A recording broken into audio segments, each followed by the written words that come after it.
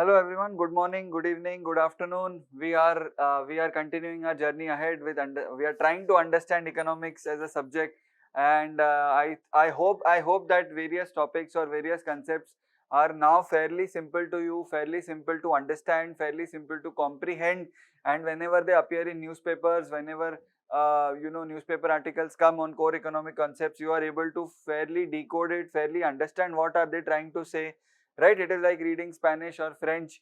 What are they trying to say? Whenever they say ki RBI is going to increase or RBI is going to hike interest rates, what do they mean by that? What do they mean when they say ki RBI is going to cut interest rates? What is the policy rate? What is the monetary policy framework? All of that you have to, I hope that you are able to know now, right? So we continued with our banking chapter, and we almost finished it. In the last lecture, we saw what are differentiated banks.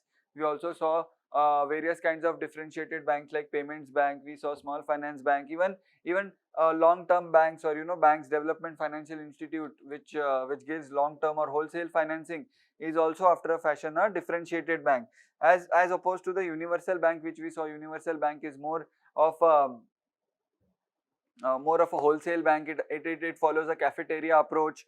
It gives a long-term loans and cafeteria approach. It gives a like all-round solution to it. It gives whatever you need, you can take, and accordingly the banks are set. So almost all commercial banks today are cafeteria banks or universal banks. Yes or no? Because you can take any type of loan. You can open any type of deposit, savings accounts with it. You can even demand a lot of other services like foreign exchange services. You can even ask for custodian or locker services. There are so many services which nowadays commercial banks provide. They call you also ki sir, you need anything done, we'll get it done for you. You need this stock, if you want to invest in markets, please open a demat account with us. They also act as your insurance broker. They sell you insurance also. They sell you financial products also. Banks offer so many services, as opposed to differentiated banks, which are only allowed to give certain specific services. So when I say certain specific services, it means that they are dedicated, or they have only one particular objective in mind. For example, financial inclusion of uh, what do we say of those people who are in rurally unbanked areas, financial inclusion of people who are actually uh, in need of opening a bank account. So we saw small finance banks, we saw payments banks. What was the committee? Try to recollect the committee which recommended the creation of differentiated banks, or which recommended that differentiated banks should be a reality in India. It was Nachiket More Committee of 2013. I have told you, Nachiket More Committee. See, when you read the books, you will find various other committees. We cannot cover all of them because of lack of time, and some of them are not so important also. So that is why I told you, you should glance through one reference book always, just to make sure that you cover the chapter in toto, in detail, in A to Z manner, right? So we are covering the core of it, we are covering the heart of every chapter, but it is not possible for me to tell. See, if you refer to bigger books like Uma Kapila or Dutt Sundaram, monetary policy, let's say monetary policy chapter will run into more than 100-150 pages, right? So do you think it is required for UPSC, or even more importantly, is it even possible to cover every word of it? It is not required, it is not possible also, and you should not read those also. But at least one reference book which we have discussed, Ramesh Singh, Sri Ram, Vivek Singh, any book, good book which is available in the market, you can actually read from that chapter, and whenever you have any doubt, you can just ask me and get it done. So what are the chapters that we have covered till date? The first, or the introductory chapter, the basics chapter, which contains details like GDP and all of that, right? Then the second chapter is second chapter we covered was fiscal policy, and then we covered taxation as a part of that. Then we also covered monetary policy. We also covered banking chapter. So these are the bigger pillars. Apart, there are only two main pillars which are remaining. One is balance of payment, and one is WTO and other multilateral finance institutions like World Bank and IMF. Okay? So these are the main pillars, I would say, and rest of them are small pillars. Small supports which keep on happening, and those kind of chapters. For example, money supply and etc. Right? So now we will continue with So yesterday we'll continue with banking chapter ka revision. Yesterday I taught you two concepts at the end of the chapter. Try to recollect. See, if I write the chapter, then it is not recollecting. It is just seeing it again. So that you have to do anyways when you revise your notes and everything, but try to recollect in the end what did we do. We did two ratios. I hope you remember we did two ratios. One was interest service coverage ratio or interest coverage ratio, and the second was debt service coverage ratio or debt coverage ratio, right? I hope you remember these ratios. Even if you don't, try to recollect with me that banks, when you approach banks, when you approach commercial banks for loan, right? What they do is they ask you, sir, how much is your salary? What they do is they ask you, sir, how much is your how much loan do you want? What is your total interest that depending on the loan you are taking, what is your total interest obligation? Then you say, sir, my salary is 60,000 per month and my interest obligation is 20,000, which means the ratio is 60 upon 20,000, that is 3, right? So 3 times is my interest coverage ratio, which means my salary covers the interest obligation 3 times. And some other person comes, he also says, I also want that loan, I also want an interest obligation of 20,000. But sir, how much is your salary? My salary is only 10,000, which means interest service coverage ratio is only 0.5, right? Now what to do? It is only 0.5. Now what is to be done? Now what can be done? Okay. So obviously banks will prefer the one who is having more coverage, because you all know that repayment is very crucial for banks to function. It is the next cog which turns the wheels of profits for banks, which makes finance flow in the economy. Alright. And if repayment does not happen, then we have seen NPA problem, we have seen the problem of substandard assets, we have seen 90 days threshold ke baad, if he does not pay after 90 days after the due date, then that is classified as an NPA. So banks don't want NPAs, and that is why they try to give loans, or they try to attract people, or they try to give concessional terms of loans to people who have higher coverage ratios. Okay, so we do it for interest also, and same ratio we apply for your total EMI also, which includes your interest payment also as well as your principal part of it. So that is called as debt service coverage ratio, right? Then what else? What else did we see yesterday? We also saw that banks, we also saw asset reconstruction companies, that banks have NPAs and they sell their bad loans. So we are creating a loan for market for bad loans, right? We also saw history of banking. We saw Narsimham committee. We saw PJ Nayak committee on governance. See, Narsimham committee ka full form is, or the title is Narsimham Committee on Banking Reforms. Okay, 1991 and 1998. I want you to remember the year. I want you to remember the main mandate of the committee, which is Narsimham Committee on Banking Reforms, PJ Nayak Committee on Governance in Banks. We also visited the website of Banks Boards Bureau. We also saw that there also they had written about PJ Nayak Committee and all. They appoint chief officers of higher level or higher level officers of public sector insurance companies, public sector banks, public sector financial institutions, right? We also visited Mudra website. We saw about Mudra. We saw that they provide 3 types of loan: Shishu, Kishore and Tarun, up to 50,000, 5 lakhs and 10 lakhs. Okay. Then we saw that Mudra does not lend directly to the people, but it lends through financing agencies, which are banks, commercial banks, RRBs, microfinance institutions, NBFCs, etc., etc., etc. Okay. So more or less, I am happy with the coverage of banking chapter that we have done. The crucial aspects were Basel norms. The crucial aspects was CAR, capital adequacy ratio, capital risk weighted assets ratio, liquidity coverage ratio, which is high quality liquid assets upon your total outflow or total cash outflow or cash expense for under stress scenario. Then you have your net stable funding ratio, which is what available stable funding upon required stable funding, which should be at least 100%, right? So more or less this is the core of banking chapter, right? इसके अलावा whatever UPSC asks or whatever if you solve previous year past year prelims question papers, if UPSC asks anything, they are more or less, they have appeared in the news, so they will be covered in current affairs. Don't worry about it. And see, the problem is that now you have started your preparation. So let's say June, you have started your preparation in June. So something from June current affairs is lesser probability compared to something from Jan 22 current affairs, right? Because UPSC does not keep a record of newspapers with it. It was asked in June, let us ask from there. But whatever is in news, whatever is much more prominent, it is vogue in news, right? It is in vogue, which means it is in trending. That all, those all questions they ask. And see, UPSC also knows that you are not coming from an economics background, you are not coming from honors level or postgraduate level economics. So that is why UPSC asks more application based questions. It will ask you questions on NEFT, RTGS, credit cards, debit cards.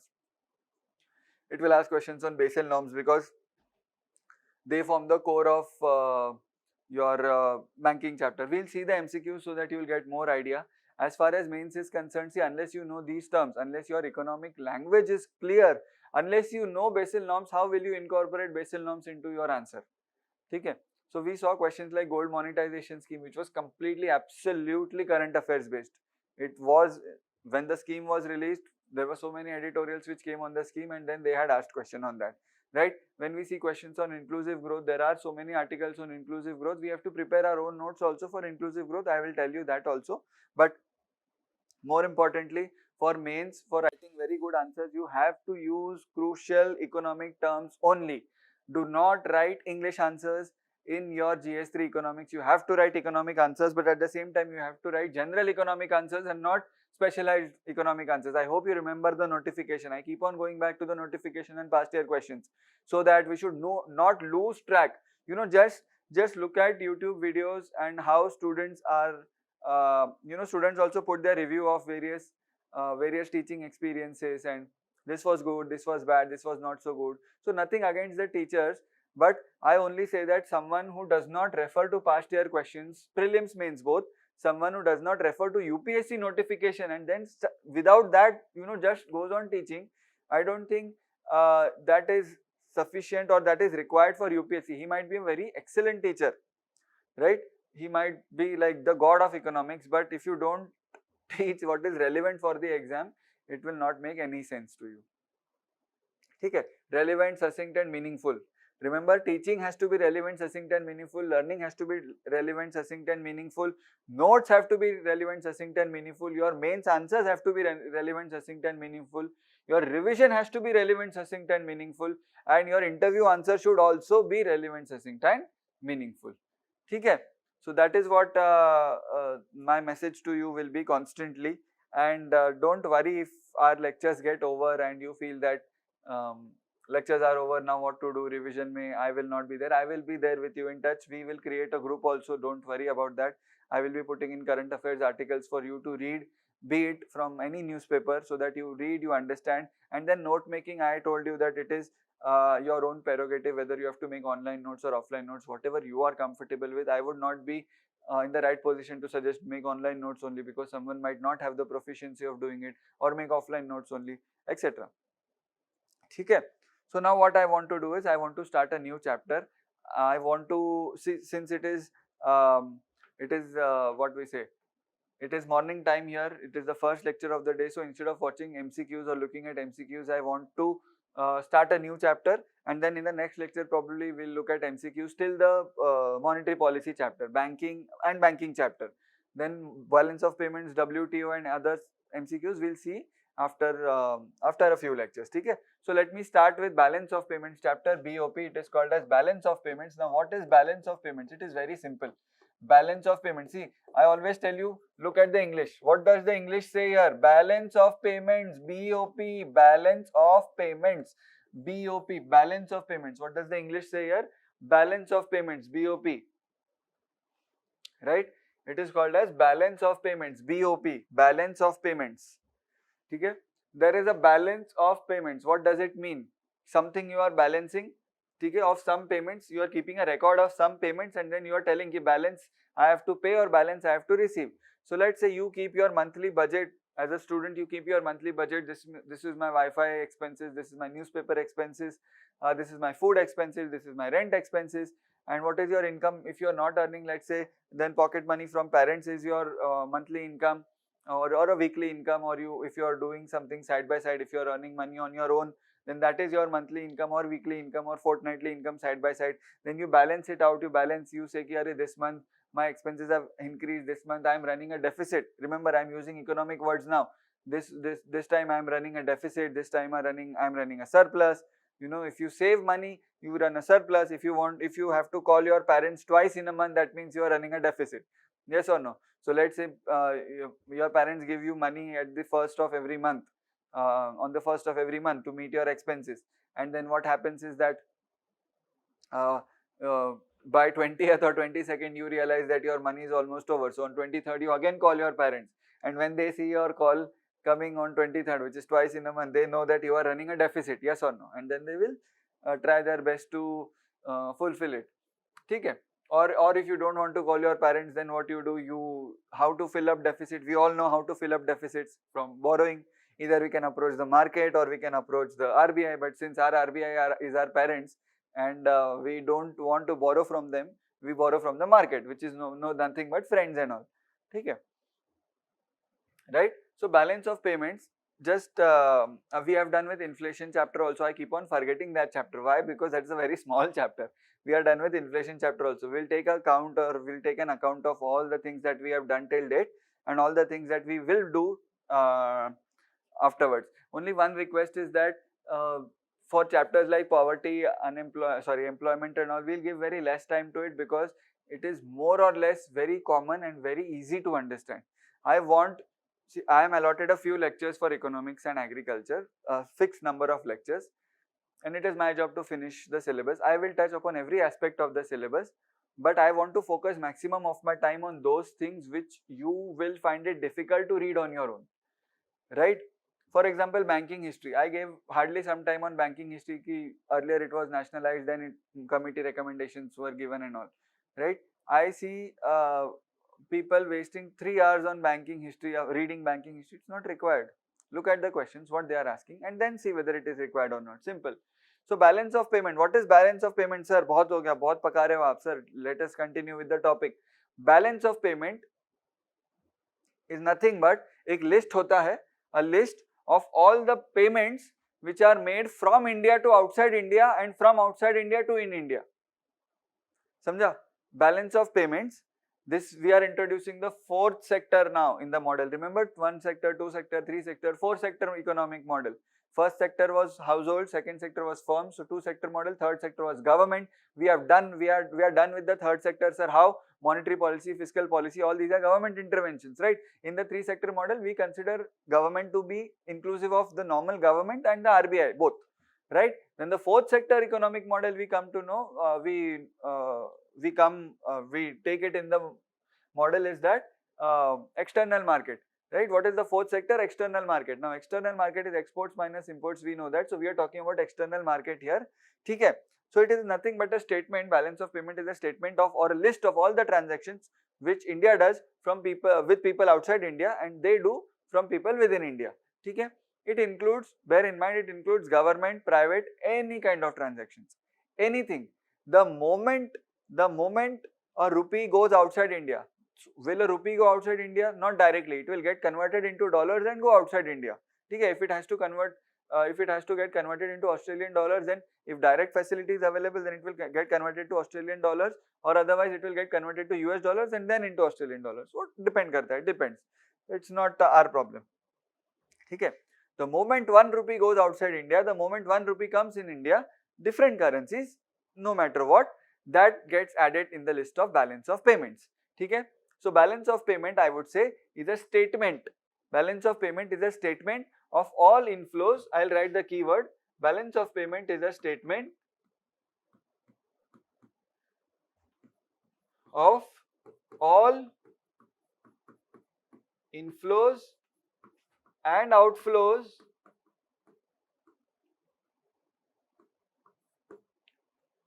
of currency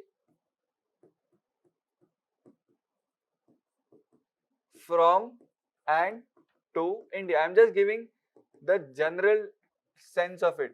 It is a list of transactions. It is a list of transactions of parties within India to parties outside India. It is what? It is an account of internal and external balances. So it is general English, there is no hard and fast definition for balance of payments, anything is fine, right? It is a statement of country's financial transactions with rest of the world, you can say that.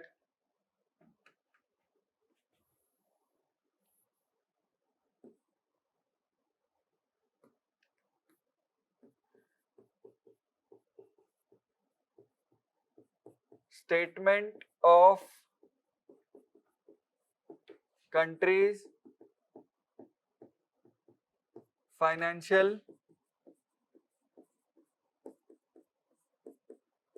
transactions with rest of the world. Statement of a country's financial transactions with rest of the world. ठीक है?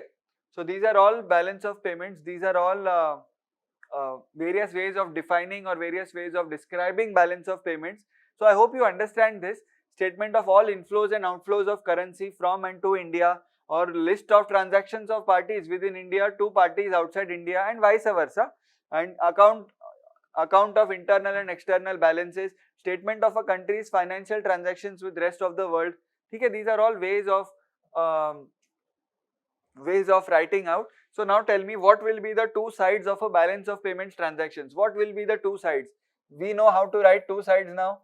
We know, I hope by now we know how to write the two sides. So one will be what? Try to guess what will one side represent and what will other side represent. One will represent inflows. Yes or no? Very simple, sir. Yes, sir. And what would the other side represent? The other side would represent outflows. Absolutely right.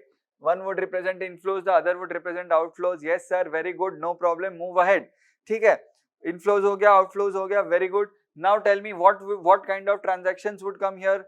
Any kind of transaction, any kind of transaction would come here. Anything, जो भी लिखना है लिख दो, ठीक है. Now tell me, if you purchased an iPhone from USA, where would it come? It would come in inflow or outflow. If you purchased an iPhone, let's say directly from Amazon USA, you went on to the website, you logged into Amazon, not Amazon India, but you went to Amazon USA, the main website of US, right? And let's say your friend or your sister stays there, your brother, sister stay there, and you want to make a delivery to their home, you want to gift them something, okay? So my cousin sister stays in USA. So on Raksha Bandhan, I wanted to gift her something. So little small gift item, very small, very not so costly also, because dollars hai wo, so महंगा पड़ता है, right, compared to India. So a small thing, and they took a new house last year. So for their housewarming, what did I purchased something from Amazon USA, and I put in her address only, her USA address only. So I don't have to incur any shipping charges from India to USA and also. Now this is also possible, but payment was done in dollars. ठीक है, payment was done in dollars. Dollars मतलब क्या? From my account dollars were not taken, from my account rupees were taken, but whatever was the current rate during that day, dollar rate, that was taken for conversion, and bank then debited my account, and payment was made on Amazon. Chalo. And then it was delivered. So when I did this, what do you think will happen to the balance of payment position of India? What do you think will happen to the balance of payment? Would it be an inflow or would it be an outflow? It would be an outflow. Remember, it would be an outflow because rupees or money is going from India to outside India. It is going in rupee terms, getting converted to dollars and then reaching USA. When she does the same thing to me, let's say from there she logs into Amazon India and then she gifts me something, then she will have to pay in dollars, those will be converted to rupees and things would come here. So money is coming to Amazon India, which is situated in India. Money is coming to Amazon India. So then it will become an inflow. ठीक है? So let's say you are a trader. Now let us try to take various examples. You are a trader. You are in the business of exporting things. You make local handicraft products made in India and you export them. Your products are in demand in Southeast Asia and Asian markets, especially because they share our history, culture with us, especially Buddhism and some parts of Hinduism are shared across Southeast Asia. I hope you are through with your past year mains GS1 papers, so you will understand that this was asked, how Buddhism or how we share culture across Southeast Asia or South Asia. Okay? Past year questions, GS1 ho, 2 ho, 3 ho, 4 ho, optional ho, on the tip of the tongue. At least past 5 to 6 year questions should be on the tip of your tongue. I always prefer past 8 years because 2013 to 21 all questions you should know. Right? See, you get one attempt to prepare, so why not prepare it thoroughly, na? Simple. But prepare it in a smart manner, not in a very, what we say, not in a very crude or brute manner. Ki it is not like that. You have to be very smart. Right. So, where do you think you are exporting? Where do you think your exports would go? Would your exports go in inflows or would your exports go in outflows? Your exports would go in inflows because goods are going out but money is coming in. See, we are tracking money. We are not tracking anything physical. We are not tracking any goods. Right? Okay. So that is why what we will do is we will write exports here. Do you agree with this? We will write exports here. Do you agree with this? Yes or no? Very good. We will write exports here. Chalo sir. Very good. We will write exports here. Okay.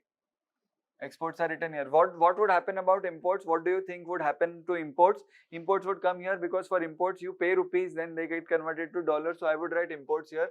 Exports यहाँ आ गया, imports यहाँ आ गया. So far so good. Yes sir, very good. Right? So exports of goods.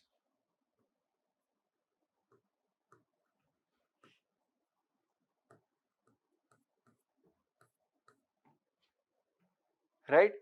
What will happen if you buy? What will happen if you buy Windows? Now Windows 11 is launched. I hope you are aware. So let's say you buy a new laptop.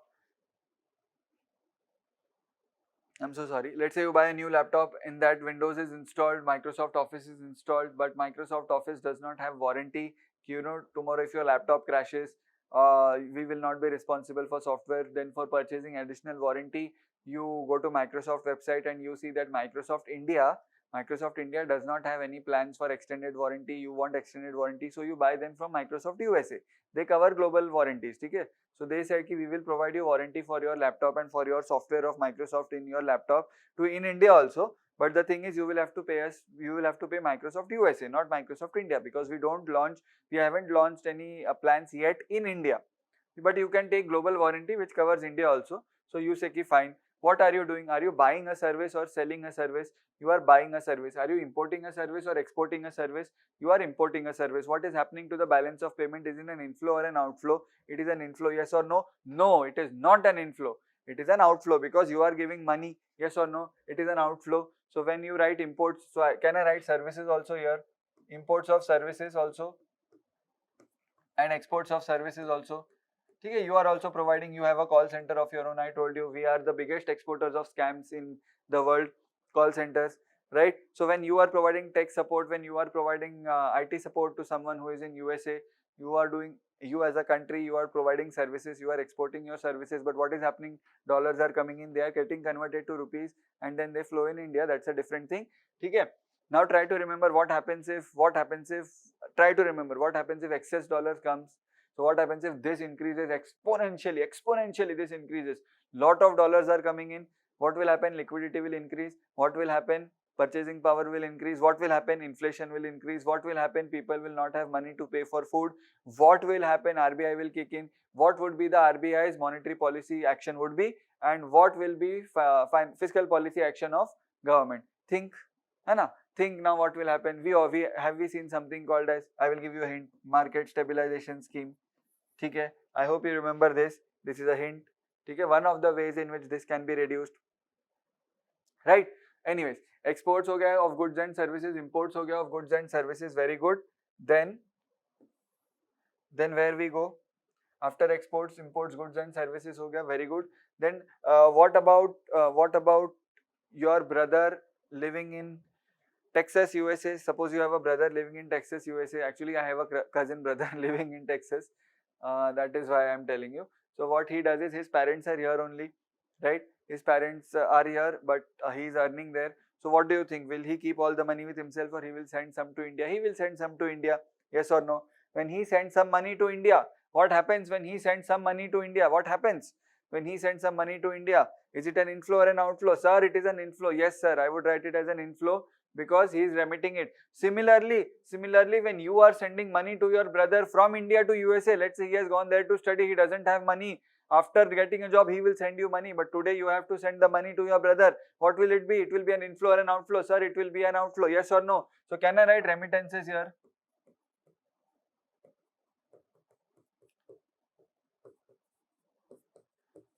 Single M आता है शायद, remittances, है ना?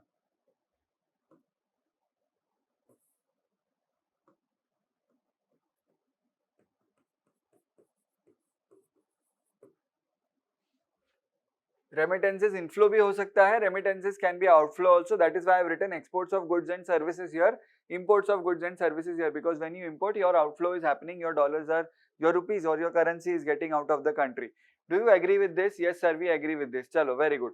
Now let's say you bought a car, let's say you bought a car. Your car is your revenue expenditure or capital expenditure. By this time, I expect you to answer very clearly. A car is your revenue expenditure or capital expenditure. It is your capital expenditure. Why? Because future economic benefits are expected to flow to you. Economic means what? Future convenience and everything is expected to flow to you. Future may it will give you the comfort of traveling at your own pace, at your own convenience, at your own time, and it will also give you these benefits for a long time. It is not for a short time, it is for a longer time, 5 years, 6 years, 7 years, so देगा ही, ठीक है? So it is your capital expenditure, right? Now so can we call it as an investment? Remember I had told you that capital expenditure is more of an investment because you are investing in something. When do we invest in something? We invest in something when we expect some benefit out of it. So you buy a car as an investment, you buy a house as an investment. Whether you use it or you rent it out to others, that's a different thing. You can buy a car and rent it out to your friend. He will pay you monthly salary. That's a different arrangement. You buy a second house, you are already living in a house, you buy a second house, you give it on rent. That's a different thing. Okay? But you are investing to expect some benefit from it. If you are staying, then that is your benefit because you are getting a place to stay. If you are renting it out to someone, then that is your benefit because you are getting monthly rent. So can I say you are investing when you incur capital expenditure? You are investing. Yes or no? What was the example of capital receipt? Can you remember any example of capital receipts? Can you remember any example of non-debt creating capital receipt, debt creating capital receipt? I hope by now it is very thorough and very clear in your mind. The example of debt creating capital receipt was borrowings. Borrowings from the market, borrowings from RBI if it is government. If you are an individual or if you are a corporation, then borrowings from normal banks, commercial banks, or borrowings from friends, borrowings from relatives, borrowings from anyone.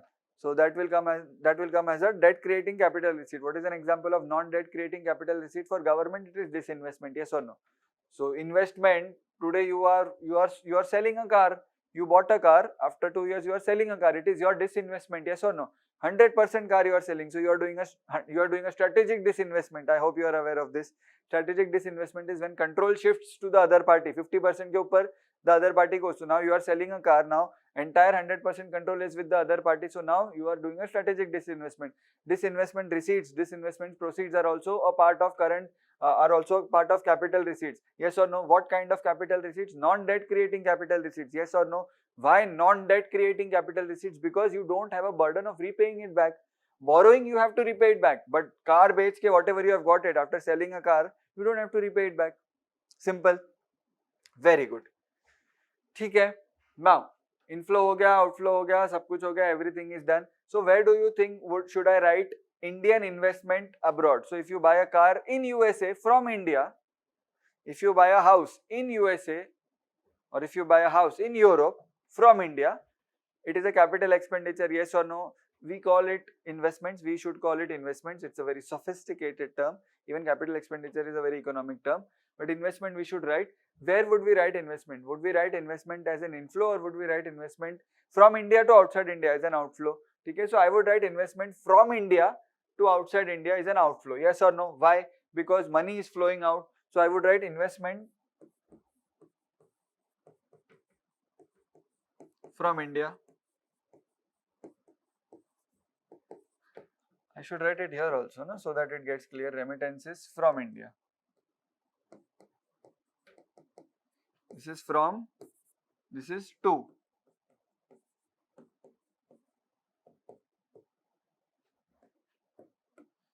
Okay. Then we come to investment again. Someone else might buy property in India. I told you, you are staying the flat below you. Some couple from USA, some Americans, they have purchased the flat below you. So what is happening? Money is flowing in, money is flowing inside, but it is not Indian money, it is foreign money flowing in. So it is becoming an inflow. So investment flowing to India, to. ठीक है. I told you what is the example of a capital receipt. What is the example of a debt creating capital receipt? Borrowings. So I had also told you when we spoke about external debt that you have an option to you have an option to borrow from outside India also, because many times the rate of interest is lower, many times crowding out is happening within India, many times government sees ki I should ask World Bank or IMF instead of asking the commercial bank. Many times even private corporations or private MNCs, they also think of borrowing from outside India. Why? Because it is cheaper, it is stable, and in India funds are available at a high rate of interest due to crowding out, etc. So can I say borrowing would also lead to an inflow and outflow? Yes or no? Borrowings would also lead to an inflow and outflow? Yes or no? Very good. Borrowings would also lead to an inflow or outflow. ठीक है? Very good.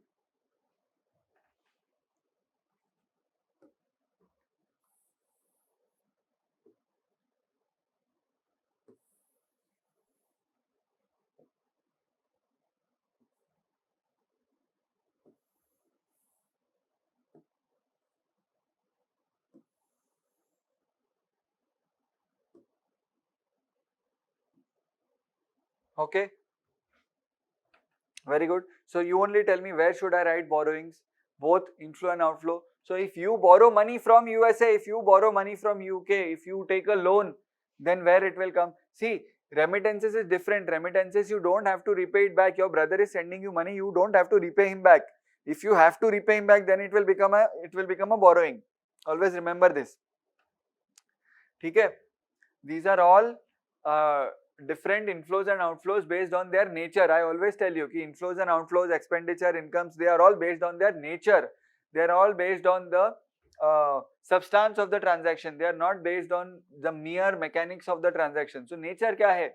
Is it a debt creating? No, it is not debt creating. Then it will not come in borrowings. But if it is a debt creating, let's say you took loan from JP Morgan, ठीक है? You took a loan from JP Morgan. Where will it come? Where will it come? If you took a loan, can I say borrowings would also come here? Borrowings from, uska repayment would come here. Yes or no? Simple enough. Borrowings from outside India and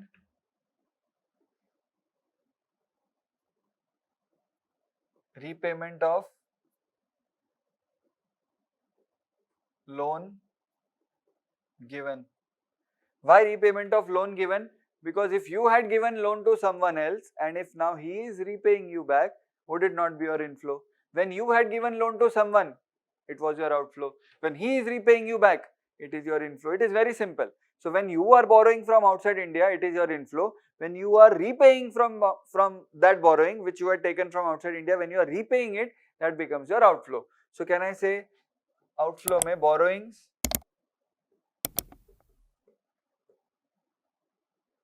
outflow है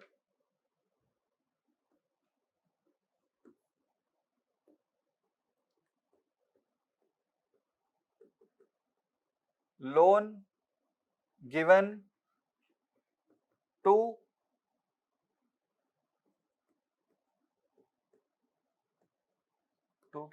loan given outside India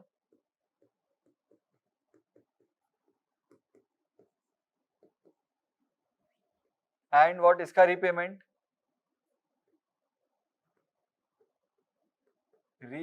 of borrowings taken या amount borrowed from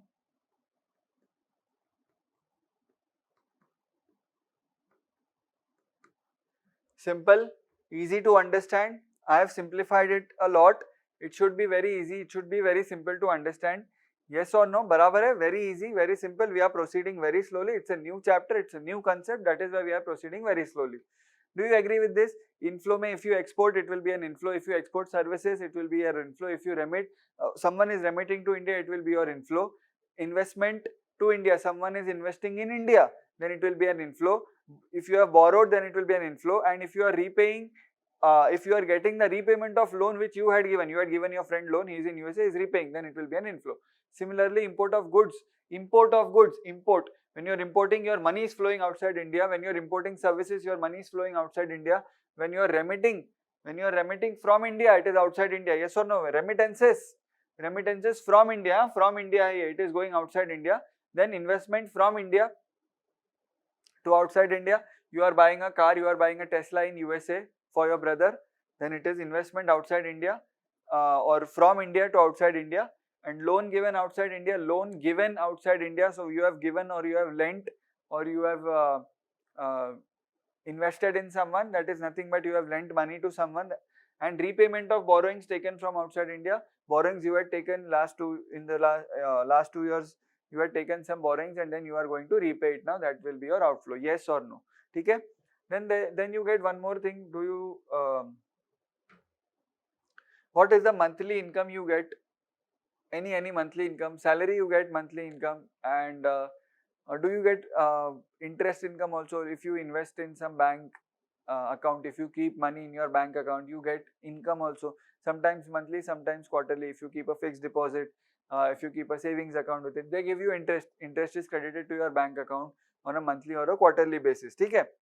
So when they invest money or when they credit money, what happens is that is your income. Now imagine this is in India, but now imagine if that income generating activity is happening outside India, what will happen? Okay, that income generating activity is outside India, what will happen? Let's say you opened a fixed deposit with Bank of America New York branch. You opened a fixed deposit with Bank of America New York branch. Where will the fixed deposit come? You opened a fixed deposit worth $5,000. Okay, where will that come? In the balance of payments of India, where will that come? You made an investment outside India, yes or no? Investment from India going as an outflow, yes or no? Very good. Uske upar what will you get? You will get interest. Interest would be, let's say, $50 per month. Suppose $50 per month you are getting, and then that will be converted to rupees, and you will bring it back. Now you will take it here. So $50 it will be credited to your account, and then you can withdraw that $50 and get it transferred to your Indian account. Then where will that $50 come? That $50 will come in inflow, yes or no? Okay, that $50 will come in inflow. So can I write income to India? Incomes. It's a very broad word. Incomes to India. Incomes नहीं होता है, income ही होता है.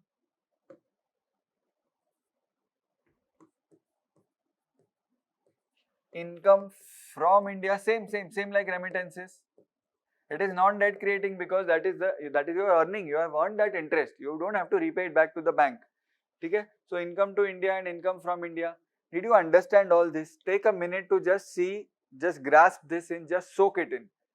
This is the basis of balance of payment chapter. Once you understand this, rest everything is just derivative of this.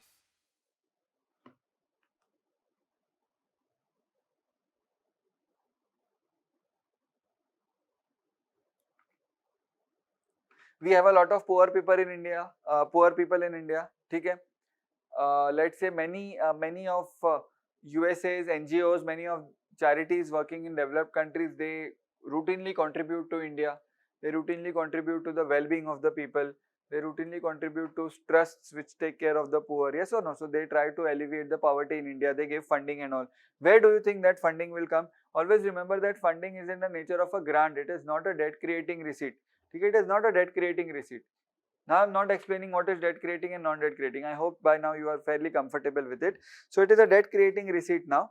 So where do you think it will come? We can classify it as a remittance also. Okay, charity and all remittance mein hi aa jayega because they are remitting money for some work in India. So your brother remitting money to your parents in India is similar in nature to some USA charity remitting money to Indian charity for their work. So remittances kahan aayega? It will be an inflow remittance to India. If our charity is working with some or has to send money to some NGO or someone in, let's say, UK, then it will be remittances from India. Okay, very simple, fairly simple, very good. Yes. ठीक है. So इसको remittance बोल दो या इसको transfers बोल दो. You can call it transfers also. Transfers भी बोलते हैं इसको. you are doing nothing but transferring money, that is why it is transfer. ठीक है, you are doing nothing but you are transferring money. So services हो गया आपका, then transfers हो गए, remittances हो गए, income हो गए, all these are inflows and outflows, right? And you will notice that I have written it in different colors. The nature of the transaction is different. Can you determine what is the nature of yellow transactions and can you determine what is the nature of green transactions? I hope you are fairly on the right track. The nature of yellow transactions and nature of green transactions. Do you can you guess what is the nature? Again, I told you what is the nature.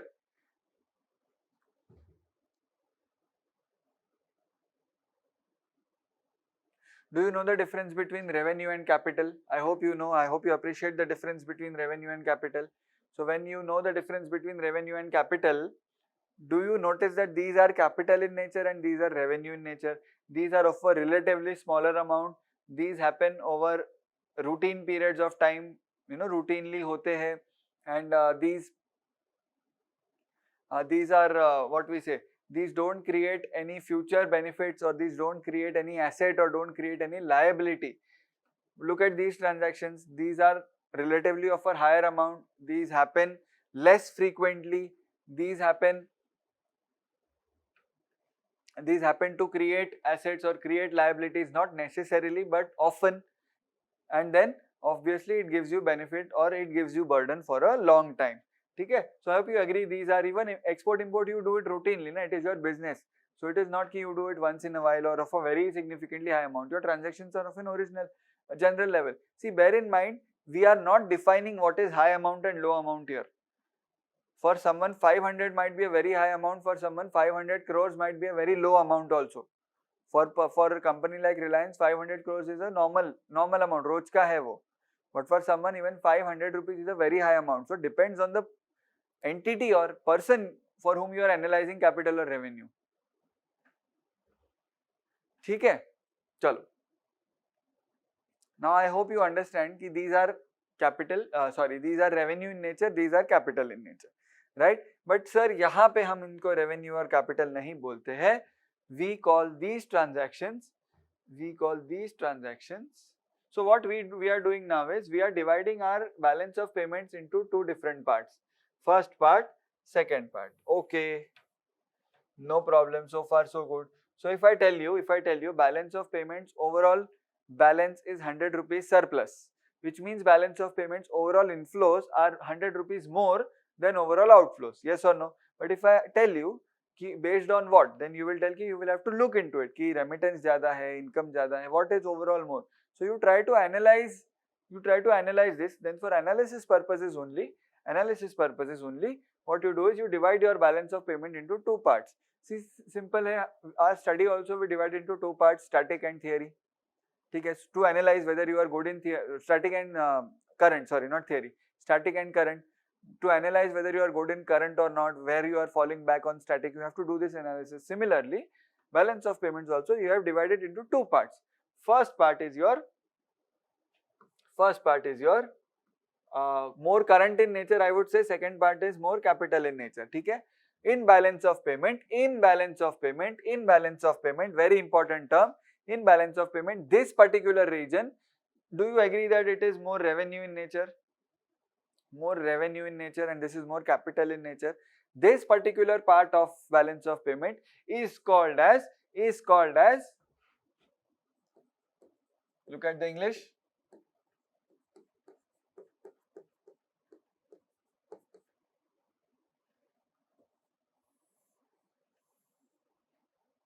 current account.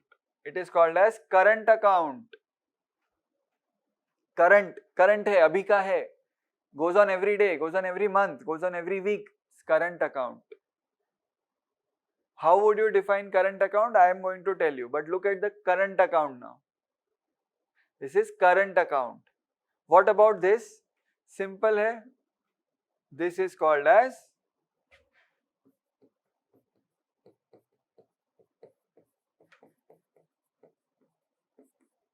capital account. This is called as capital account. I hope you know the reason why. Capital transactions, revenue transactions, revenue ko balance of payments mein it is called as current account. This is called as capital account. Simple. right? Now, if I tell you find out where is the surplus, whether it is in current account or capital account, you said sir it is in current account. Okay, so this is more than this and this is less than this, but overall inflows are 100 rupees more than outflows, but that 100 rupees excess is found in inflows, sorry, in current account. ठीक है, current account का inflows. Okay, you analyze this. Now let me ask you, कि it is more in goods, it is more in services, it is more in remittances, or it is more in transfers, remittances, or it is more in income? You say, sir, I will have to analyze further. I tell, analyze further. Let us divide current account into further parts now. It is just for analysis purpose, कुछ है नहीं उसमें. So then what we do is, we make more divisions here. Import and export of goods, we'd make one division.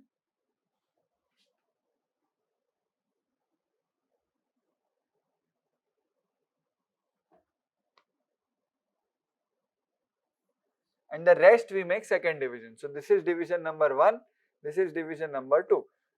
Are you getting this? Overall balance of payment we have divided into two parts, current account, capital account. Current account we have divided into two parts, goods and then services, remittances and income.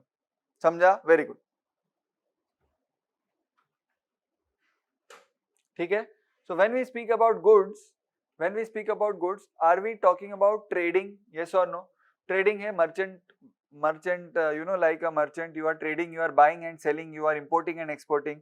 Yes or no? ठीक है? So this account को you gave the name trade account. It is a part of current account or capital account. It is a part of current account. It is known as trade account. I hope you understand. Very simple. It is known as trade account. ठीक है? What after trade account? All these things. Can you see these things? Here there is something tangible in nature. Goods. Can you see services? You cannot see services. Can you see remittances? You cannot see remittances. You can see money flowing in, but the currency you can see, but you cannot see remittances. See, for goods you can actually see goods going or goods coming, but these you cannot see. You know they are there, but you cannot see. ठीक है? Right? So that is why we call these three import and export of goods and import and export of services, remittances to and from India, incomes to and from India, and transfers. Transfer जो भी होता है वो, we call them as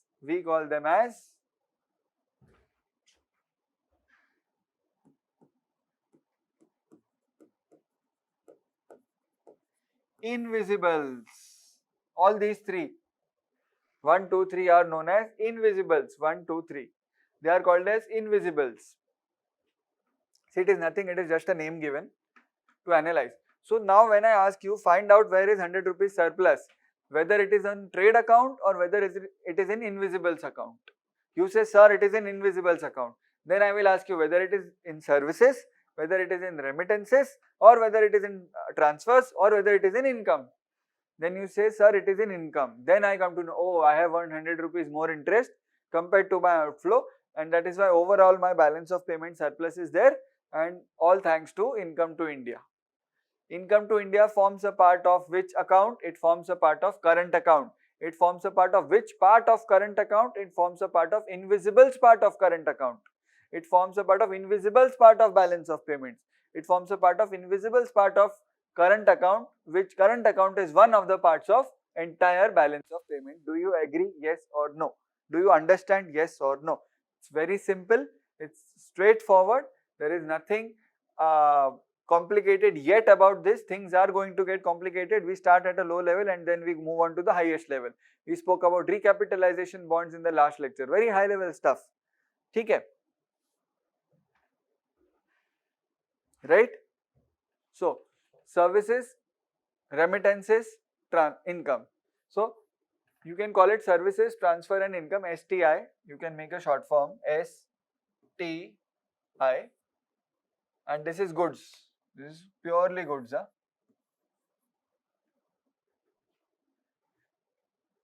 Right? Next, what is the next part? Capital account. Capital account has two parts. You only have to remember two words. in the capital account. In short, you have to remember two words: investment and second word is borrowings.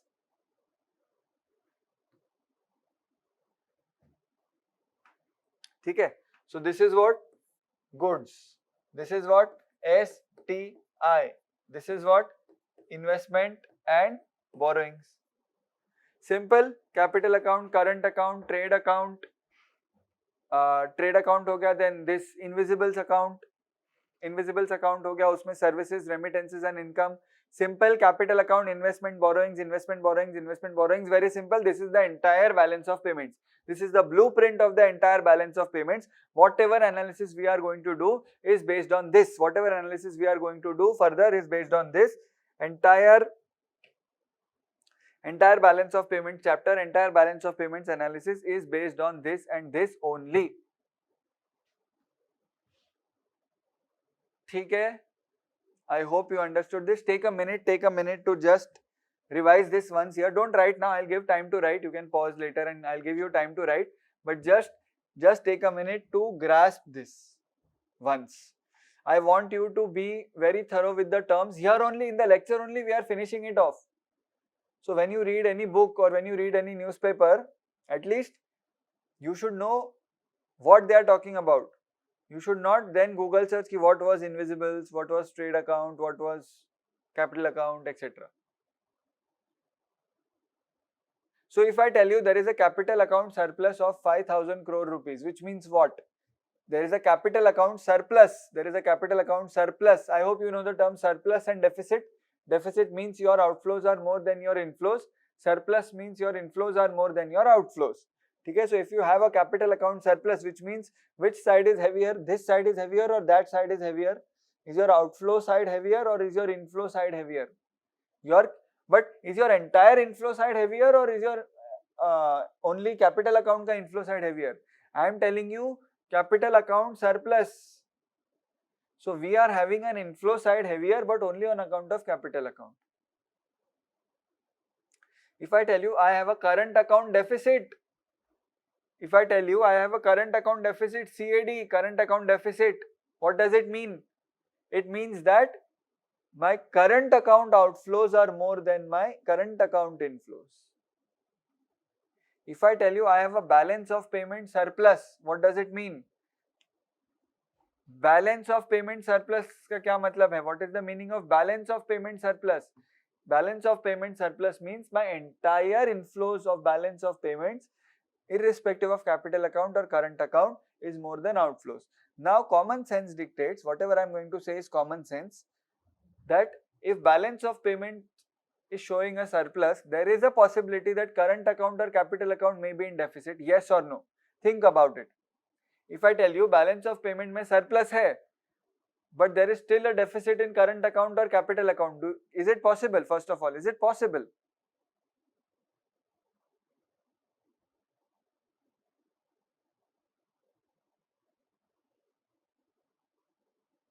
Is it possible to have a balance of payment surplus in current account? Balance of payment surplus and yet a deficit in current account or capital account? Absolutely, it is possible. It is what happens in real life also. It is what happens in our economy. Current account outflows might be more than inflows, so you have a deficit on current account. Okay? But the inflows of capital account more than make up for the outflows of or excess of outflows over inflows of current account, so that entire balance of payment turns surplus. Samjha? You have 7 subjects in your exam. Let's say you have 7 subjects in your exam. In 1 or 2 subjects you get very less marks. In other subjects you get more than average marks. So obviously your total would be more than average. Simple reason. So if my current account imports are more than or outflows are more than my inflows, I will run a current account deficit. Yes or no? I will run a current account deficit. I will run a current account deficit. But suppose my capital account surplus, my capital surplus is so huge कि current account deficit is only part, is only छोटा सा. So let's say current account deficit is 100 rupees, which means my outflows are more than inflows or inflows are more than outflows. Outflows are more than inflows on current account, 100 rupees. Capital account surplus is 800 rupees. Capital account surplus, which means my inflows are more than my outflows, 800 rupees. What is my net balance of payment position? What is my balance of payment position? What is my overall balance of payment position? Sir, overall balance of payment position is 700 rupees. Surplus or deficit? Balance of payment surplus. Okay? So often what happens is that government gets the data of overall all the transactions, yes or no? Total transactions happening, total inflows happening, total outflows happening. Always keep in mind, this is not particularly only related to government. This is government, private, everyone, you, me, individuals, our children, our grandfathers, everyone who is sending money outside India on any purpose, whether for investment, for remittance, for transfer, for income, for trade, for etc. Any purpose. And for any purpose you are receiving income from outside India to within India, it will be calculated or it will be registered in your balance of in your countries, in India's balance of payment position. Okay, it is both parties within India. Now this parties is very, it can be government or it can be private, anyone. Okay, so now when the government is getting the entire data of balance of payment, let's say you are an officer, your secretary will come and say ki, sir, we have this year, we have a balance of payment surplus of 700 rupees. You ask him, what surplus? He says balance of payment. And you say, you just slam the papers, you say, but I don't know what to do of this. This is just an aggregate information. You got 94% marks. Which subject are you good at? I don't know. I have not seen individual marks. You failed to clear prelims, you failed to clear mains. Why? Which subject did you get less marks? I didn't see.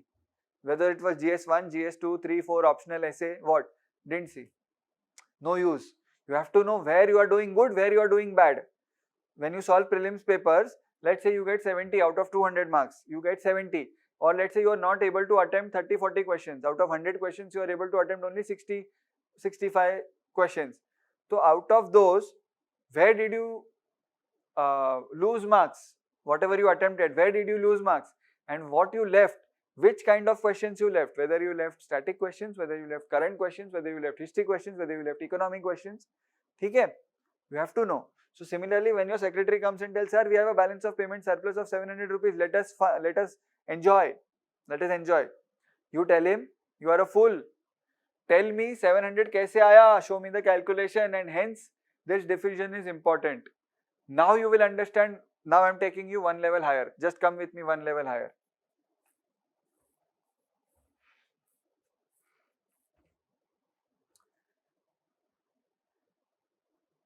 What kind of surplus is good?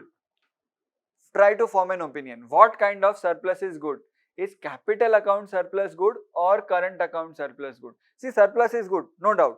Which kind of surplus is better? Both surplus are good. You need surplus, very good. More money, more foreign exchange. Both kind of surpluses are good. But which kind of surplus is better? Capital account or current account?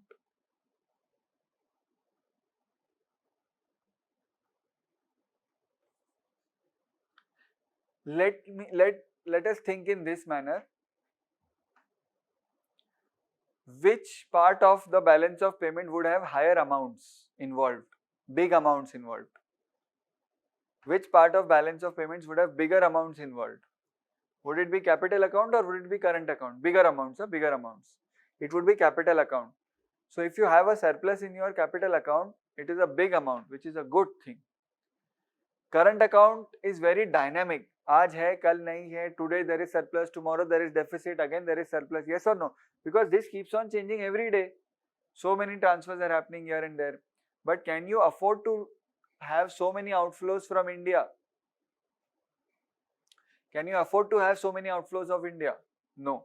So you say ki if, so he says ki sir, we have a deficit on capital account and a surplus on current account. You say ki ठीक है, but I would still prefer, अगर deficit होना ही है, if there should be a deficit, I would still prefer a deficit in current account and surplus in capital account. Now I want you to remember what we discussed about hot money. Very important. What did we discuss about hot money? HOT, hot money. What did we discuss about Tobin tax? What did we discuss about financial transaction tax?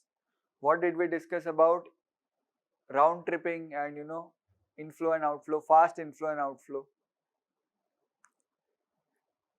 See, today let's say government of Maharashtra के साथ a deal is signed by Amazon that it will open its warehouse worth $2 billion and it will invest $2 billion in Maharashtra, etc., etc. It opens also. In 1 month it closes down and it takes away its money. Who is the sufferer here? Maharashtra government. Why? Because it gave land to this purpose. So many employment or so much of employment was created in Maharashtra. And अचानक से Amazon went back. It took its investment away. Job losses are happening. People are protesting, and if Maharashtra suffers, India also suffers, because any state suffers has an overall impact on India as a whole, right? So we need more surplus here. Now pay attention. We need more surplus here, but at the same time, we need a stable surplus. Yes or no? Stable होना चाहिए. It should be a very, very, very, very, very stable surplus. Yes or no? Very important. Because see, today you have a lot of surplus. Tomorrow, if it goes, what is the use? Are these long term or short term? Primarily long term. Remember, because these are capital in nature. So we are putting them for short term use or long term use. We are putting them for long term use. Simple hai. Yes or no? We are putting them for long term use. So if it is like a bank, imagine a bank getting a fixed deposit of 10 years. Bank knows that this fixed deposit I have to repay to the customer because it is his fixed deposit. He is keeping with me. I am a bank after 10 years. So for 9 years or 8 years, I can give it out as loan. Yes or no? I can use it for my business. Similarly, when you get inflow, be it investment or be it borrowing, when you get inflow, you as government, you as India, you as individual, you expect to use that money for a long term, because this is a long term inflow. If you export 5 articles, if you get that money, you will spend it on food and all, you will spend it or you will save it, or you will take education or do anything, you will eat and you will buy clothes, etc. But if you have borrowed something, or if someone has invested a huge amount, which does not happen every day, which is for a long term in nature, then you will use it for constructive purposes. Yes or no? You will invest it in your own business, you will create employment, etc., etc., etc. But what if today you sleep happily and tomorrow he says, I want my money back? You say, sir, but I have already deployed it long term. Right? You are a commercial bank, you have given someone's fixed deposit ka money jo aaya tha, you have given it to somebody as loan for 5 years. You know that after 5 years he will repay the loan and I have to pay him after 10 years. So time hai. But tomorrow if he comes and he says, sir, I have to break my fixed deposit. You say, but I have already given it for 5 years. You had promised long term. Please na. Problem happens. Now I told you in banking chapter also, don't imagine that this happens on a one-to-one level. It happens on an aggregate level.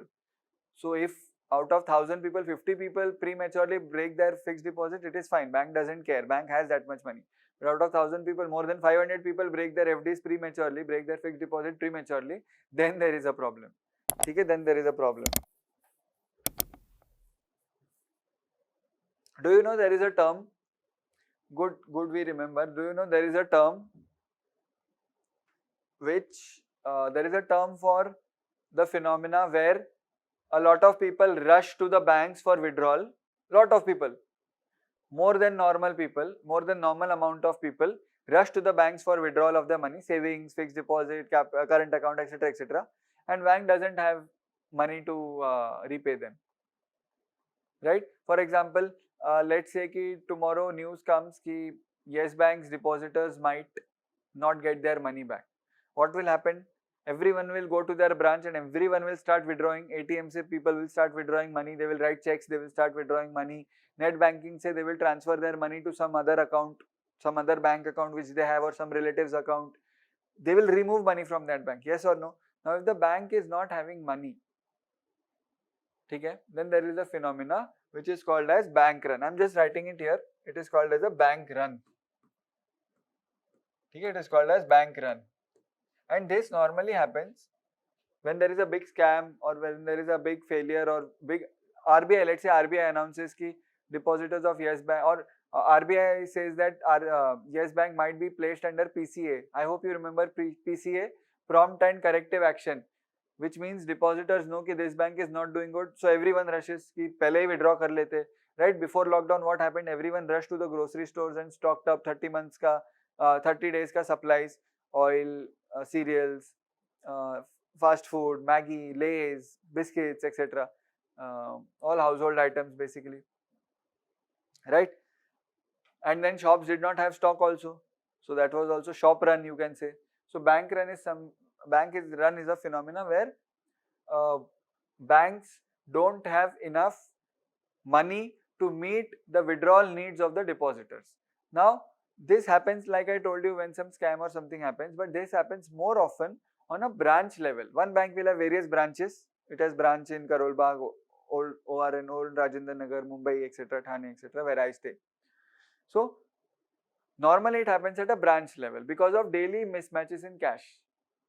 कि Diwali hai, for Diwali, especially people from western side of our country, Gujarat, Rajasthan, Maharashtra, they believe in giving money, they believe in exchanging money. It is called as, it is known to bring in good luck and etc. They buy gold and all.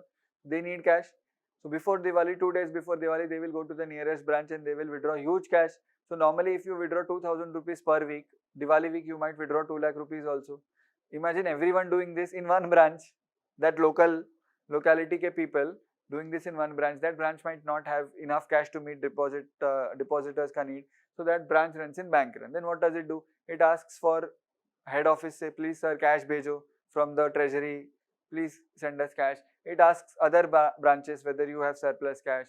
If the head office also doesn't have cash, then what will happen? It will call RBI, sir, liquidity adjustment facility ke under I need money. I hope you are able to relate all this. Liquidity adjustment facility, LAF, created in 2000. Repo rate, collateral security. Remember bank monetary policy? Long ago we have done monetary policy, right? Bank run. Very interesting concept, bank run. Coming back to balance of payment, so I told you capital account is riskier because if it has to be stable. If it goes away, see, it comes in a huge amount. देने वाला चप्पर फाड़ के देता है, remember?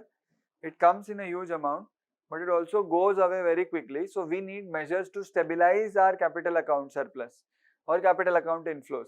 And I hope you remember one of the ways was financial transaction tax, also called as Tobin tax. कि on every inflow and every outflow have some tax.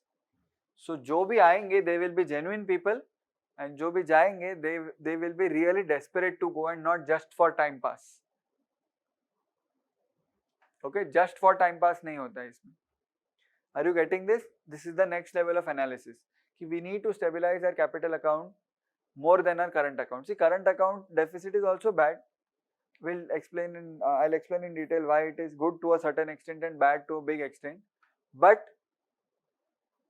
this, if it goes, just imagine, this is a big part. If it goes, then your economy is destabilized immediately. Okay? Let me take you to history of India before 1991. Why 1991 reforms were brought in? Why 1991 reforms are so famous? Why 1991 reforms are hailed as historic, or they are making history? Why are they known as that? The reason being, we were desperate. See, what happened is 1962 war, 1971 war, there were droughts in 1974-75. In 1975, Indira Gandhi scandal had also happened. Political instability was there, right? Then in 1984, Operation Blue Star was there, which was firing on Gurudwaras. So there were many terrorists had hidden there, and then firing was done, and then after that Indira Gandhi was assassinated. So there were 50s, not 50s also, 60s, 70s, 80s was a very tumultuous time for Indian economy and Indian polity also. And polity, economy cannot go separately, they go hand in hand. Very, very destabilizing, unstable time.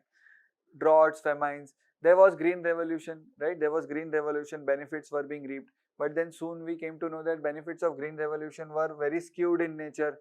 Only Punjab, Haryana and Andhra Pradesh reaped the benefits of green revolution, and some parts of western UP reaped the benefits of green revolution, others were still starving, others were still facing droughts and famines, right? What about economy? Do you remember what was the banking situation before 1991? We have discussed this. Government had a tight control, a tight leash on the banks. They were not allowed to compete. They were not allowed to, like foreign banks were not allowed to compete with Indian banks. Indian banks were protected. Indian banks, Indian domestic industries were protected. Okay.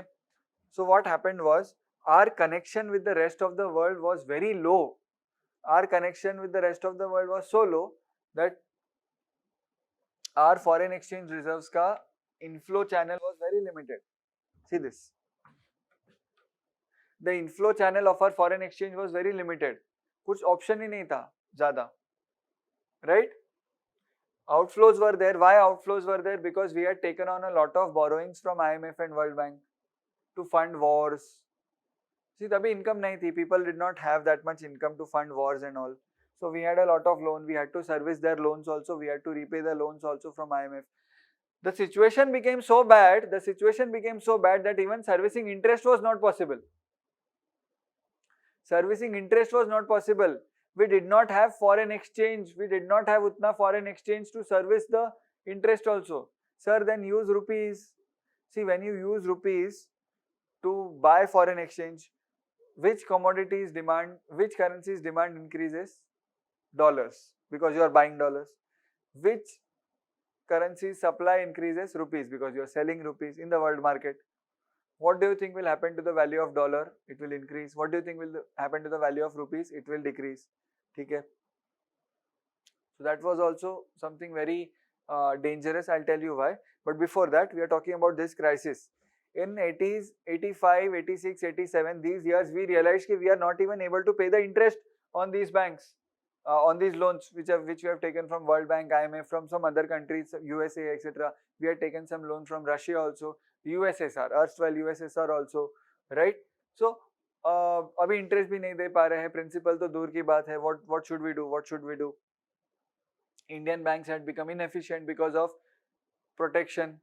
They did not have any competition. See, you study because you have competition. If you come to know that you are going to get selected, no matter what, you will not study. You will stop studying today itself. Yes or no? If you know you are going to get selected, if you know your mother or father has a jack in civil services, they will just pick up the phone and they will call someone and they will place you directly. You will become an officer. You will not study today. Similarly, banks were very complacent. We are the only ones. Indian banks, domestic banks were very complacent. We are the ones. Who is going to challenge us? Foreign banks are foreign banks, private banks, very less competition. So 1991 में we had to, जो हमारा gold reserves है, I told you we have some gold reserves also. RBI maintains some gold reserves. We had to pledge. Pledge means girvi. We had to pledge our gold reserves with Bank of England and Bank of Japan. We had to pledge our gold reserves with Bank of England, Bank of Japan, and we took further loan. That was the situation. See, normally collateral is not asked in bilateral and multilateral loans because government to government trust रहता है.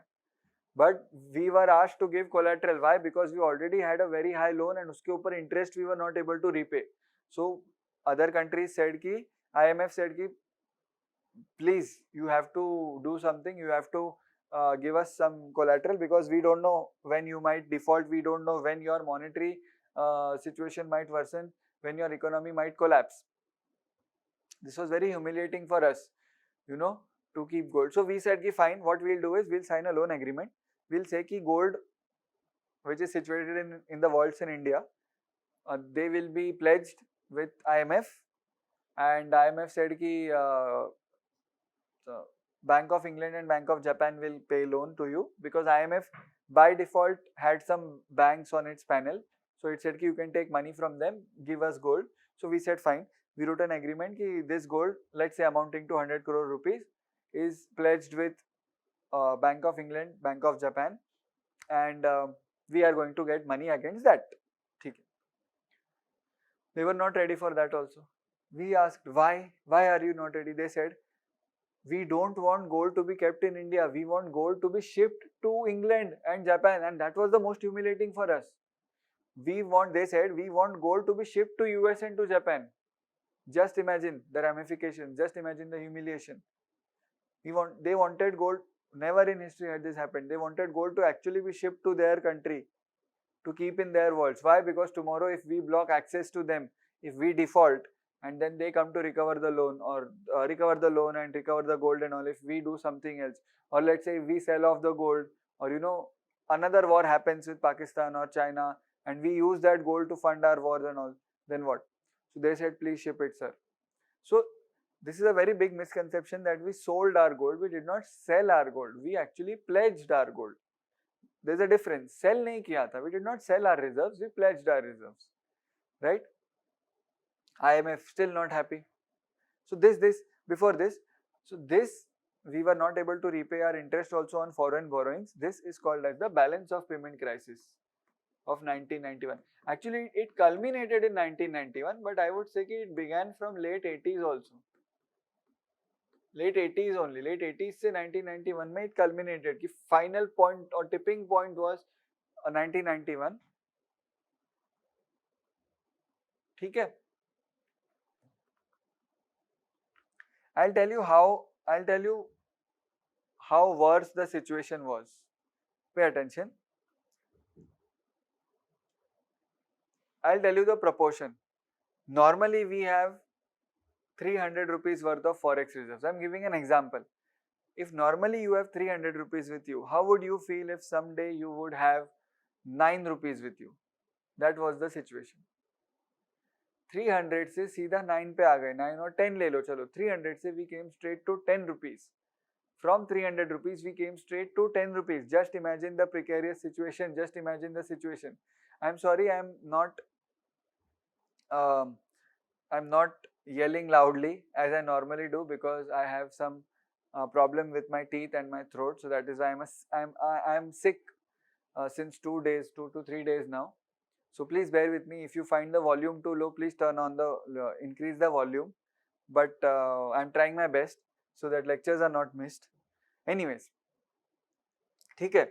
So balance of payment crisis. Imagine from 300 rupees you go down to 9 rupees. What will be your situation? That was the situation of India, of forex reserves. We did not have forex reserves even for 1 week worth of imports. Sir, why do we need imports? See, when you import things, what is the currency they are demanding payment in? They are demanding payment in dollars. The suppliers from whom we are importing, they are demanding payment in dollars. You don't have that much dollars because this was non-existent, like very less scope. Something was there, but not a lot. Okay, so we had only 1 week's worth of imports. Just imagine, we had only 1 week's worth of imports, right? Now let me introduce a small concept here, in a very sneaky manner. I will do that. I hope you know what is bank run. The number of, so today we have sufficient foreign exchange reserves, okay? So the number of, and you need foreign exchange to pay for your imports because you will pay in dollars. So India has some dollar ka kitty, India has some dollar ka amount. There is a amount of dollars we have, and imports happen, so you pay in dollars, right? How do you pay in dollars? Let us understand this. I feel you need to understand this. You are this person. You are importing something from, let's say, China. You are importing something from China. You want to pay dollars to Chinese supplier. You want to pay dollars. Okay? So when your bank account is debited by XYZ rupees, what happens in the back end is, let's say you have a bank account with HDFC. HDFC will take your rupees as per the current rate. HDFC has some dollars that it will send to supplier's bank account in China. Now, where does HDFC get these dollars from? HDFC gets its dollars from RBI.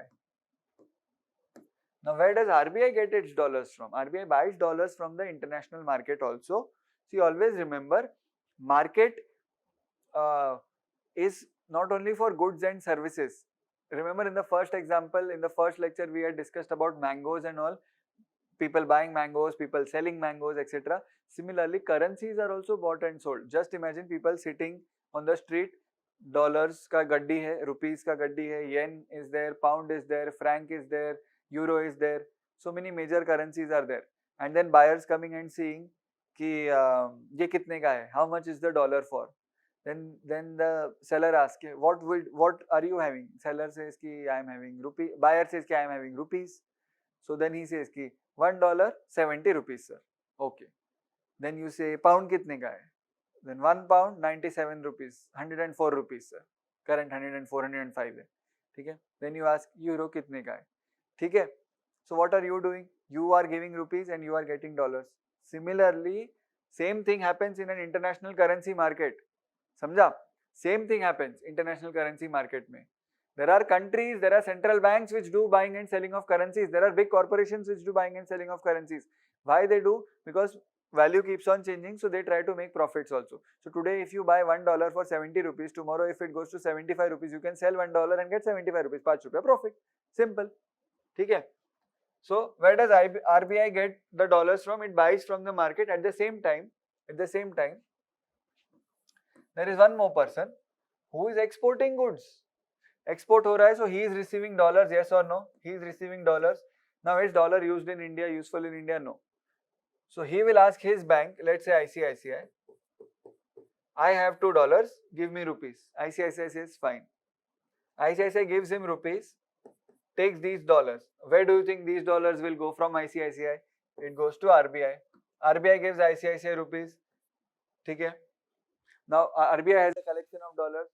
Then it gives importers dollars, importing banks the dollars. ऐसा होता है. So when you export, dollars are accumulated with RBI, which it passes on to the bank and to the financial system. When you export, dollars come in. When you import, you have to pay dollars. Right? Now,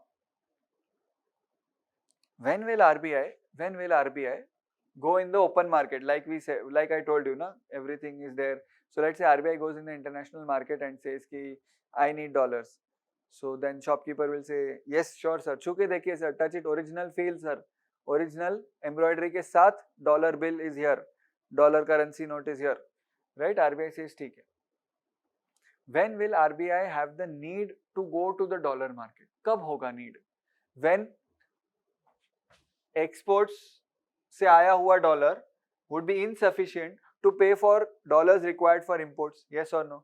See, if RBI is getting $500 after exporting, if this guy is giving $500 after exporting to RBI, and if imports are $10, $15, $200 required, RBI is happy. But let's say importers are demanding $750, then RBI will have to go to the market, will have to get out from its chair and go to the market and say, I need dollars.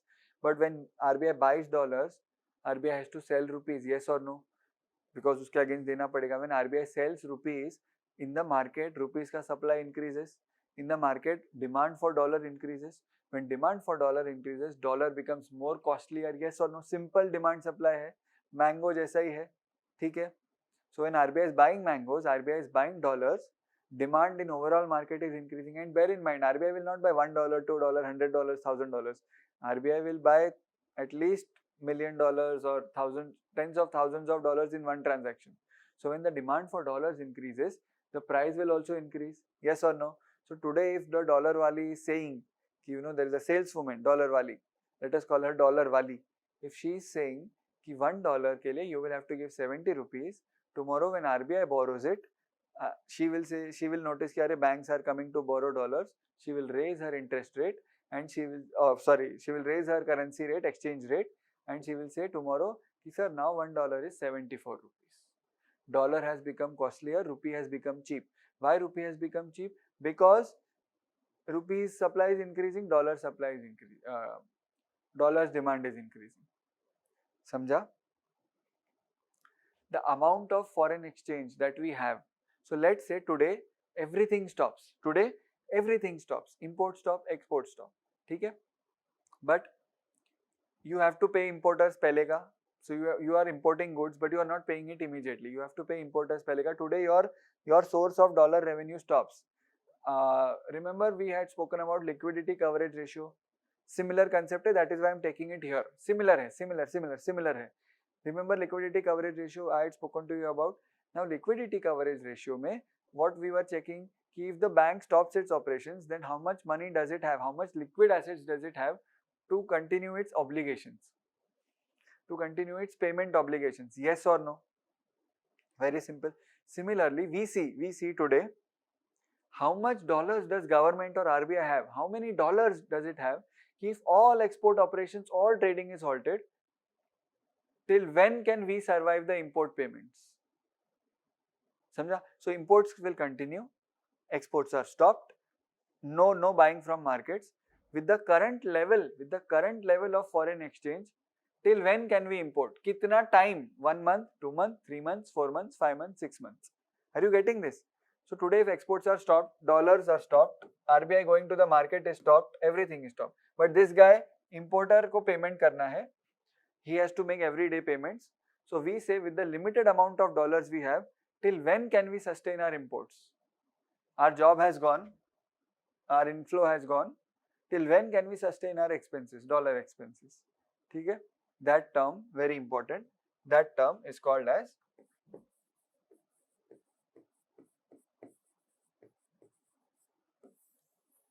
import cover. Import cover. See, link it with interest coverage ratio, liquidity coverage ratio. Do you understand the meaning of the word cover now? See, cover की बात कर रहे, cover. Cover means you cover your book. Brown cover होता था in school, you know, school में brown cover. Similarly, how much is your import obligations and till when can your current foreign exchange reserves cover your imports? Can they cover for 2 months? Can they cover for 3 months? Can they cover for 4 months? Are you getting this? And India is a very import dependent economy. India is a very import heavy economy. So we need maximum cover possible. But so for maximum cover possible, we have to increase our exports. Yes or no? Because the more we accumulate, the more cover increases. Tomorrow if everything stops, you have a big pile, then you can comfortably import for a long time. But lesser pile leads to lesser cover, leads to more desperation on front of RBI to go to the market and buy dollars. We don't want RBI to get out of its chair and go to the market and buy dollars. I told you why, because then dollar becomes costlier, rupee becomes cheaper, nahi chalega. Are you getting this? Right? So keeping this concept is important, this bank run is important, which we spoke about here. I hope you know how we trade dollars and everything. So with this in mind, let me continue what happened in BOP crisis. In balance of payment crisis, what happened was import cover was dangerously low. You won't imagine, we had 2 weeks of import cover left. Just imagine 2 weeks of import cover left. If nothing is done in 2 weeks, what will happen? We will be running out of dollars to fund our imports. Then what will we have to do? RBI will have to go out and in the market and rupees value will fall down. Then what happened? Then we took loan from IMF. We pledged our gold twice. 2 times we had to pledge our gold. IMF said, ki sir, I am giving you loan. Okay, you are giving me gold and all, pledging and all, everything is done. But how can you guarantee repayment? How can you guarantee repayment when your banks are inefficient? How can you guarantee repayment? We'll see in the industry chapter also. When your PSUs, public sector undertakings, are also inefficient, how will you generate money to repay us, sir? IMF is asking us. So we were not able to give satisfactory answer, obviously, because we were a very inward and non-global economy, tabhi, before 91, before 85 rather. So IMF said, I have a solution. Government told, bataiye. IMF said, open up your economy. Remember LPG, globalization. Open up your economy. When you open up your economy, people would come to know that Indian handicrafts are so valuable. Indian cotton is so valuable. Indian crops are so valuable. Rice, basmati, so valuable. You are doing green revolution. You are increasing basmati production. But for what? For your own consumption? World ko bhi dijiye. It is like saying list your product on Amazon. Don't keep it to a local shop. List it on Amazon. Globally, people will see your product and you will get customers. Samjha? Are you agreeing with this? Right? So we accepted those terms. One of those terms was to open the economy. And then remember, Narsimham committee was set up to determine exactly how to open up the banking sector. Narsimham committee said no more nationalization. give equal level playing field to private people, private banks. Yes or no? All these are very interrelated. They were IMF conditions based on which we had to get money. So if you did not open the economy, you couldn't get loan from IMF. IMF said open the economy, then I will not. There was another hidden agenda also, because since India represents a people of, at that time India represented a people of 100 crores or 100 crores के आसपास. At that time, even American companies were unable to sell their products to India. Na? They are always in need of new customers, American, Japanese, any economy. So the hidden agenda was to open up Indian market so that we are able to purchase their products, so that they are able to sell more products, so that they are able to make more profits in India, so that they are able to capture India's customer base. Yes or no? Hidden agenda bhi tha, no doubt, but फायदा भी था. There was advantage also. We got new technology from outside India. We opened our eyes to the world कि अरे ऐसा होता है. Oh, this is a burger. Oh, this is a pizza. Oh, this is pasta. This is what we call fried rice, Chinese, right? This is what we call jeans. It is not that we didn't know, but supply was limited because we were closed. Then people started wearing jeans. People started listening to um, rock bands, blues music, Elvis Presley, and all of those people. Okay? Beatles as a band. So then Western music came in, Western songs came in, Western movies came in, Western food influences, Western culture, Western clothes. Then we started learning English more frequently, and we took 10 years to learn English more frequently. And in 2000, dot-com boom happened. Indians were expert in software services, Indians were expert in call center support services. Lot of call centers were opened. See, all this is interrelated. It is everything. I can go on for 5 hours speaking about how things change and how everything is related. Your GS1 society comes here. Impact of westernization. Yes or no? Impact of globalization. Impact of globalization on us. Nuclear families is one of the impact. Earlier we used to stay in joint families. Now metro cities, small houses, nuclear families. It is all related. Polity mein changes happened. We had to give our power to the third tier municipal corporations, Panchayati Raj and all of that. We had to give power to them. Okay. So coming back, this was the balance of payment crisis in 1991. Right? Now let us continue the example forward. Before that, very important terms I want to tell you. Very important terms. इससे ज़्यादा important terms तो शायद ही I have seen. ठीक है? In balance of payment crisis, before we move on to the terms, some more things about balance of payment crisis. I have written it here, so I thought I'll share it with you. I had read this somewhere. So Indian economy is dependent a lot on 3 imports. 3 things we import a lot. 1, gold. We import a lot of gold. Okay? Second, crude oil. We import a lot of crude oil. And third, edible oil. We import a lot of edible oil also. There are 2 different oils. Crude oils is your fuel, petroleum, etc. You don't use that for cooking. Edible oil you use for cooking. Sir, why do we import a lot of gold? Because gold reserves are very less in India. They are only in Kolar gold fields. I hope you've seen the movie KGF. Okay? Gold we import, and see, supply se zyada it is a demand problem in India. Gold, everyone needs gold in India. Everyone needs gold. Even a poor person will buy some gold after months and years of saving. Thoda chota sa gold he will buy. Because it is seen as an investment, because it is seen as ever increasing in value, and it has religious significance. Diwali and all those festivals, Akshay Tritiya and Dhanteras, all those festivals. And it is also seen as a prestige symbol in India. If you have a lot of gold, arey, kya baat hai? Right? If you see the gold returns over the last 20 years, it is very moderate. Just see over the last 20 years how much has gold given in return, and you will see it is 3rd or 4th best investment option, not the first. See, लगता है last year it was 40,000, today it is 50,000. But वो over a period of time, see how much, because it falls also, it gains also. Now it is 46,000 as of the time of recording this lecture. 46,000 for 22 carats for 10 grams. Okay.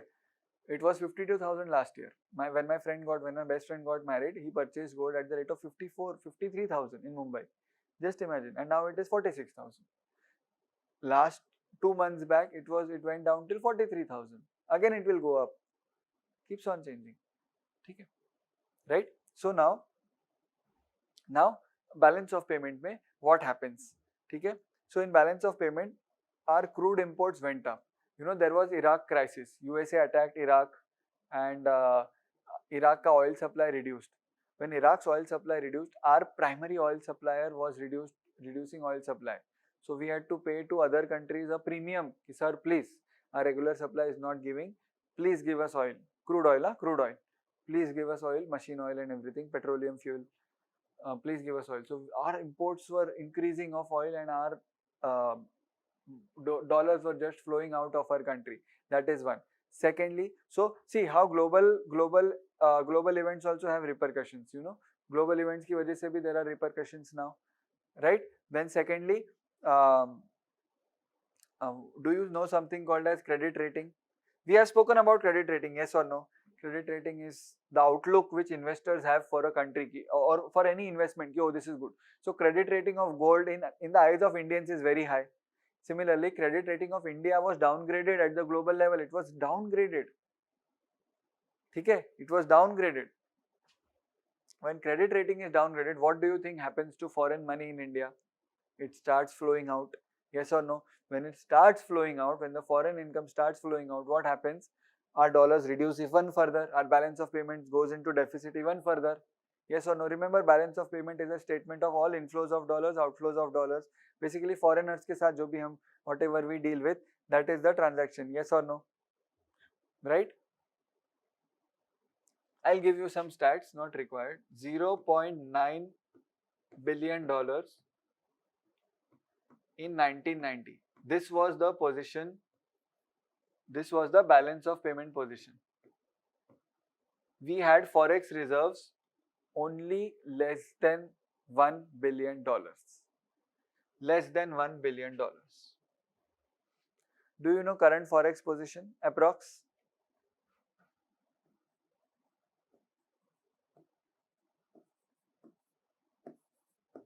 Current.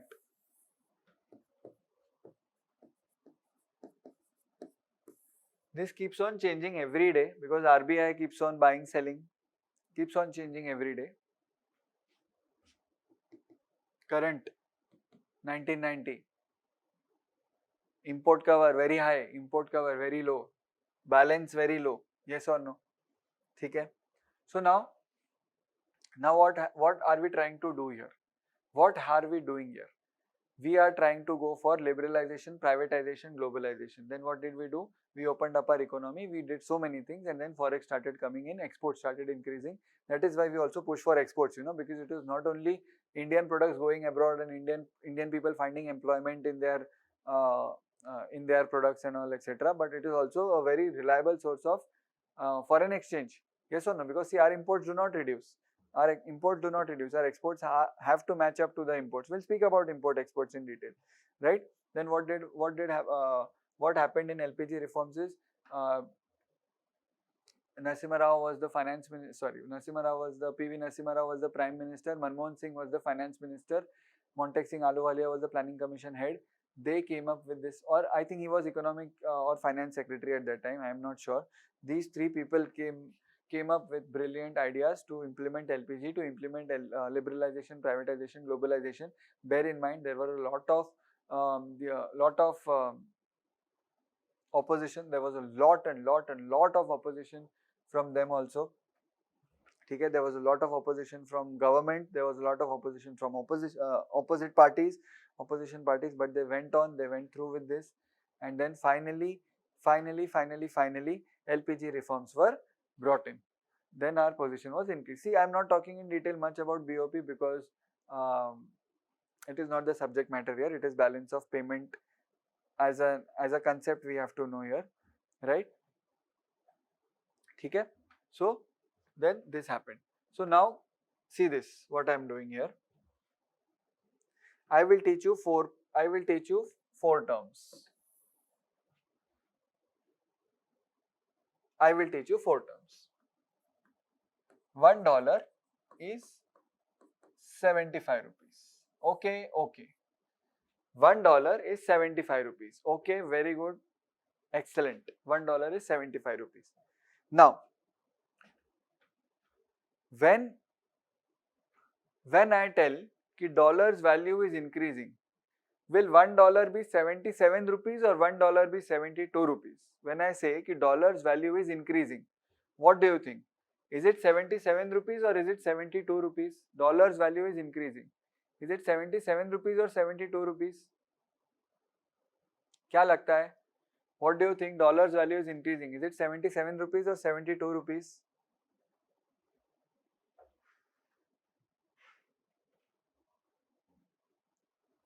क्या लगता है आपको? Is it 77 or 72 rupees?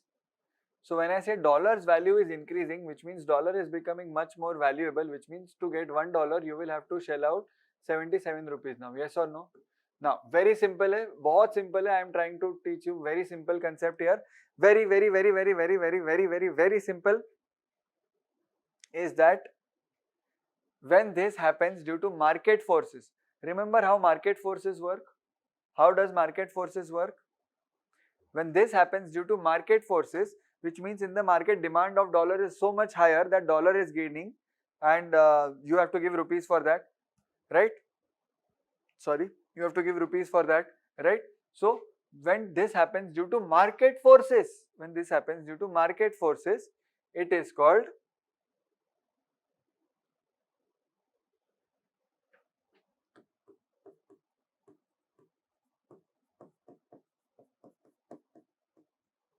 appreciation. Appreciation means what? Not appreciation clapping. Appreciation means it is increasing, it is appreciating. है ना? It is increasing, it is appreciating. Do you understand this? It is increasing, it is appreciating.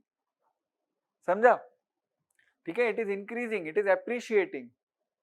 Your marks are appreciating, it is increasing. ठीक है? But this happens due to market forces.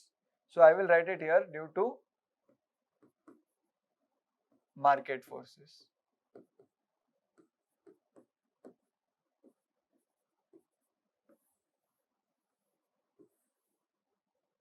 This happens due to market forces. Always remember, this happens due to market forces. Demand supply hai. See, value of mango will appreciate when you go to buy mango and you say ki sir I need mango. Mango wala will say 20 rupees. Tomorrow you go, he will say 22 rupees. Day after tomorrow he will say 24 rupees. Is the price increasing? Yes, because of demand. Yes, appreciating. So here, which currency is appreciating here? Dollar. If I write this as $1 is 65 rupees. Which currency has appreciated here? Which currency has gained its value? Which currency has gained in value or gained its relative strength here? Rupees. Rupee has appreciated. Here dollar has appreciated. ठीक है? Here rupee has appreciated ना? Because now for $1 you only have to give 65 rupees. So one mango if you buy for 20 rupees, tomorrow one mango if you buy for 22 rupees, which means mango has gone costly, yes or no? Mango's value has increased, yes or no? So mango has appreciated, price of mango has appreciated. Tomorrow, day after tomorrow, if mango wala says only 15 rupees per mango, which means the value of your money has appreciated, yes or no? You only need to pay 15 rupees. So value of your money has appreciated. ठीक है? Whose value has gone down in the first scenario? Rupees. It was 75, now it is 77. ठीक है? So when increase happens, it is called as appreciation. I hope you are able to understand. When decrease happens, it will be called depreciation. Do not mistake this depreciation with that depreciation that we did in GDP. Do not mistake this. This is different depreciation. This is depreciation of a currency. Depreciation.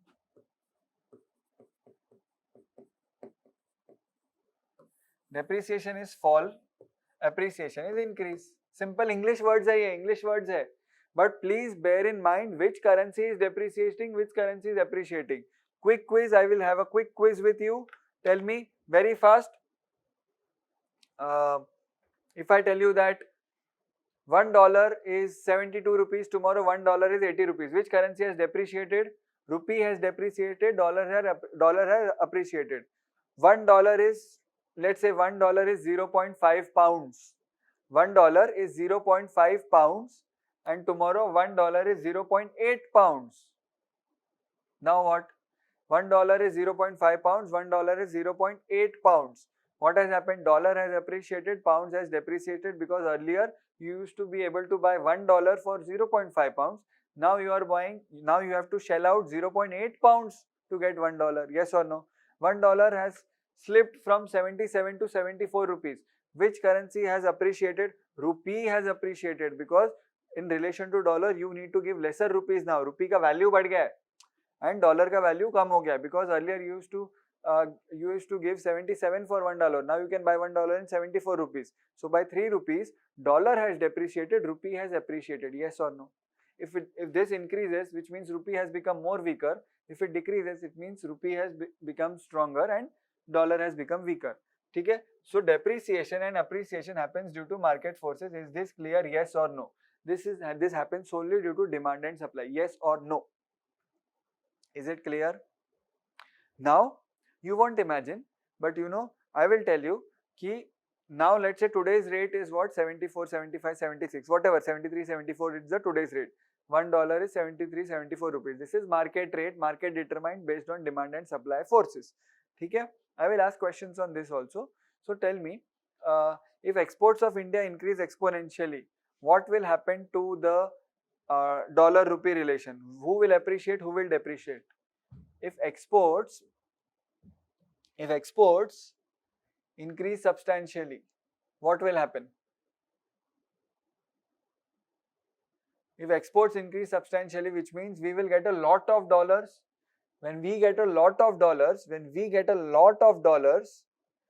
we might have to sell dollars to buy rupees. We might have to, because we have a lot of dollars now. What dollar hai?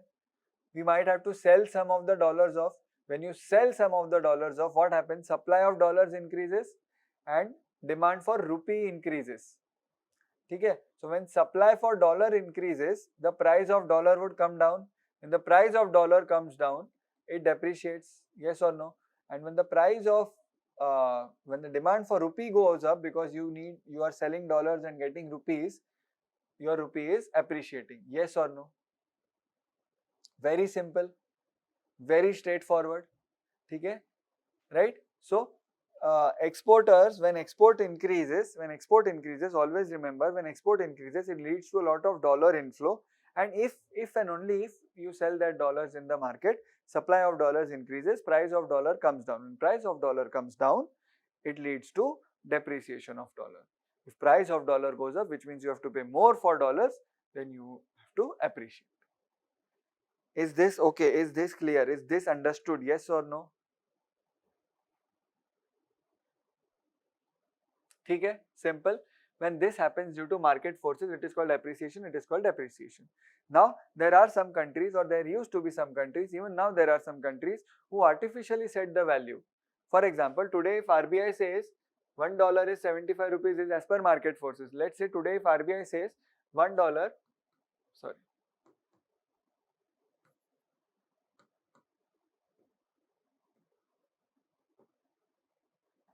Today if RBI says $1 is 60 rupees. $1 is 60 rupees. RBI says ki $1 is 60 rupees, which means what? Which means what? Ki every time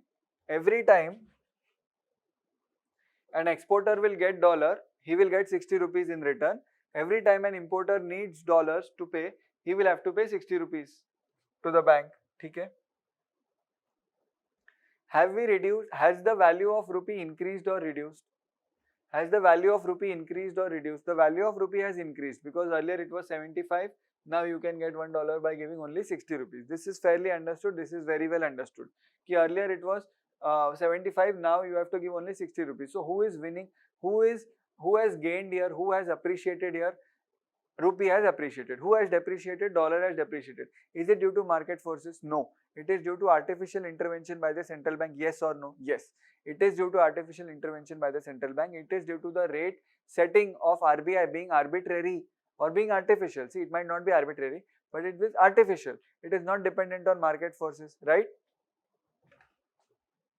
So here we call it, so whenever a currency, any currency, whenever a currency goes up in value due to market forces, it is called appreciation. Goes down in value due to market forces, it is called depreciation. Whenever any currency goes up due to actions, due to artificial actions, either by RBI, either by government, whenever it appreciates due to arbitrary actions, due to artificial actions by RBI or by any other central bank, then it is called as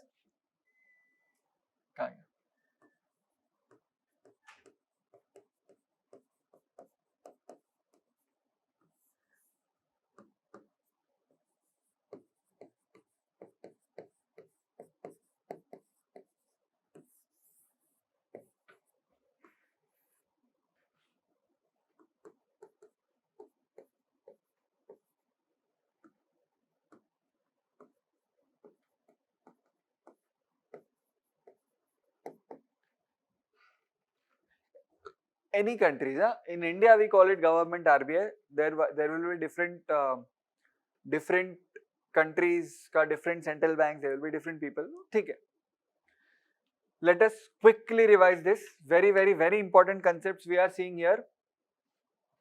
Whenever a currency gains value due to market forces, it is called appreciation. Whenever a currency loses value due to market forces, it is called depreciation.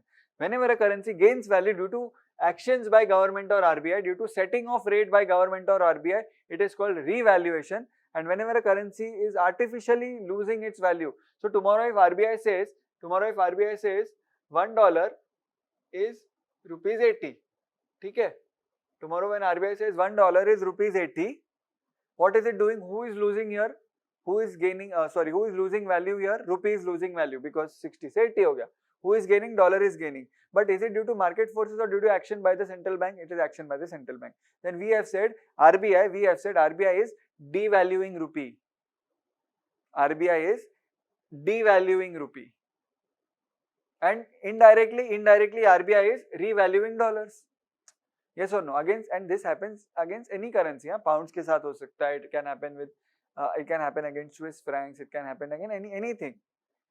Okay, dollars, rupees is easy for us to understand. That is why we take the example of dollars and rupees, right?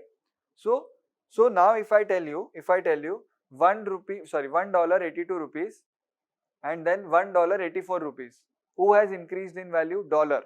Who has lost its value? Rupees, because 82 से 84 हो गया. Right? You have to give 84 rupees to get $1 now. Okay?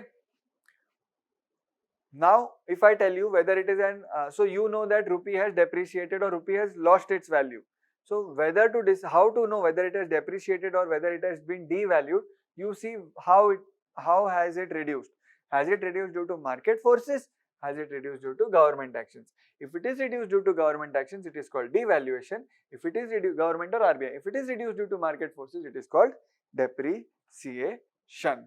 Is this understood? Yes or no? Is this very, very, very, very, very, very, very clear? Yes or no? These 4 words are very important for balance of payment. Let us revise once very quickly. We saw balance of payments. We divided into 2 parts, current account and capital account. Current account we divide into 2 parts, trade and services, transfer, income. These are known as invisibles. This is known as trade, which is for goods only.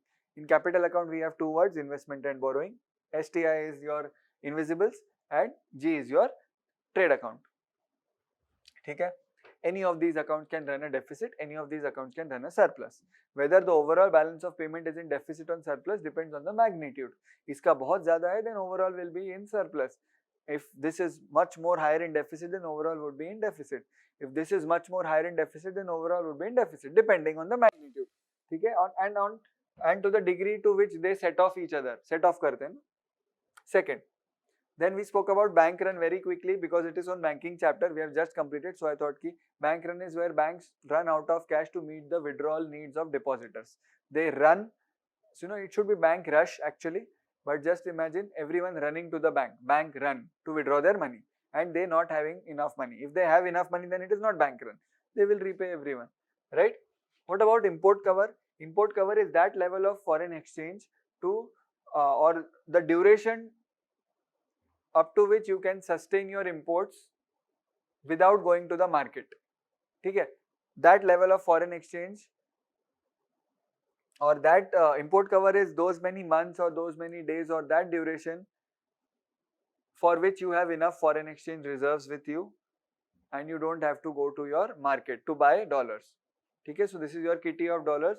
कितने month का imports we can cover, that level or that duration of imports which you can cover with your existing kitty of foreign exchange reserves without going to the market, without having the need to go to the market. ठीक है. We also saw that he is an importer. When you import something from outside India, you have to pay in dollars, but your account would be debited. You will tell your bank to debit my account. Your account is a rupee account. Bank will debit your rupee account as per the current dollar rate. ठीक है. Now bank will give dollars to, bank will send dollars to China bank, whatever is the bank. Where will a bank get dollars from? Bank gets dollars from RBI. So bank will give rupees to RBI and RBI will give dollars and then it will send to China. Similarly, when we speak about exporters, when you export something, you receive payment in dollars, but in your account you receive in rupees, yes or no? So dollars have come, just imagine dollars have come by flight and they are landing in India, and on the airport RBI is standing. RBI is taking that dollars and RBI is giving you rupees as per the exchange rate. And RBI is giving those rupees to ICICI and then ICICI is crediting those rupees to your bank account.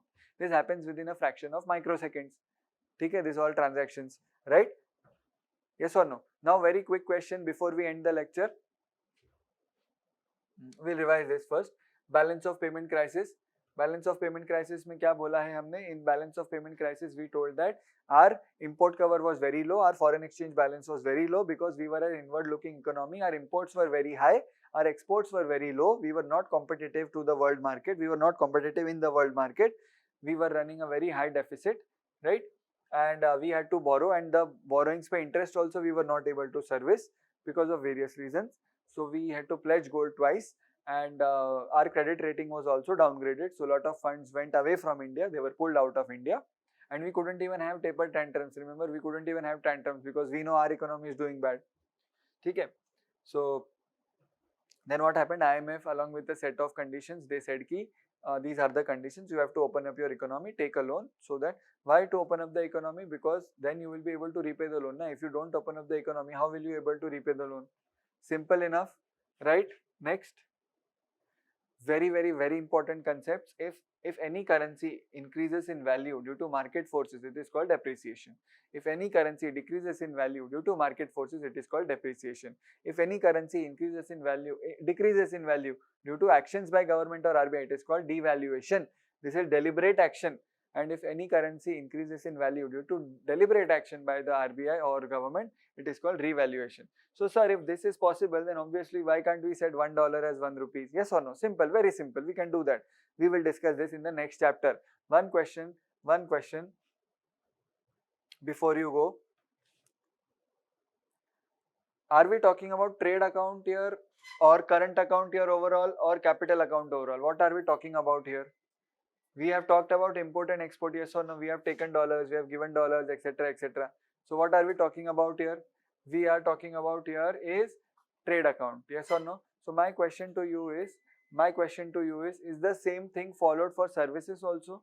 Is the same process followed for remittances also? Is the same process followed for transfers also? Is the same process followed for income also? Is the same process followed for investment also? Or do you think is the same process followed for borrowings also? Or do you think some different flow is there? Think and tell me, or simply start the next lecture when you get the next lecture. But we are going to discuss all of this. Balance of payments ka basics, fundamentals are very important to be clear.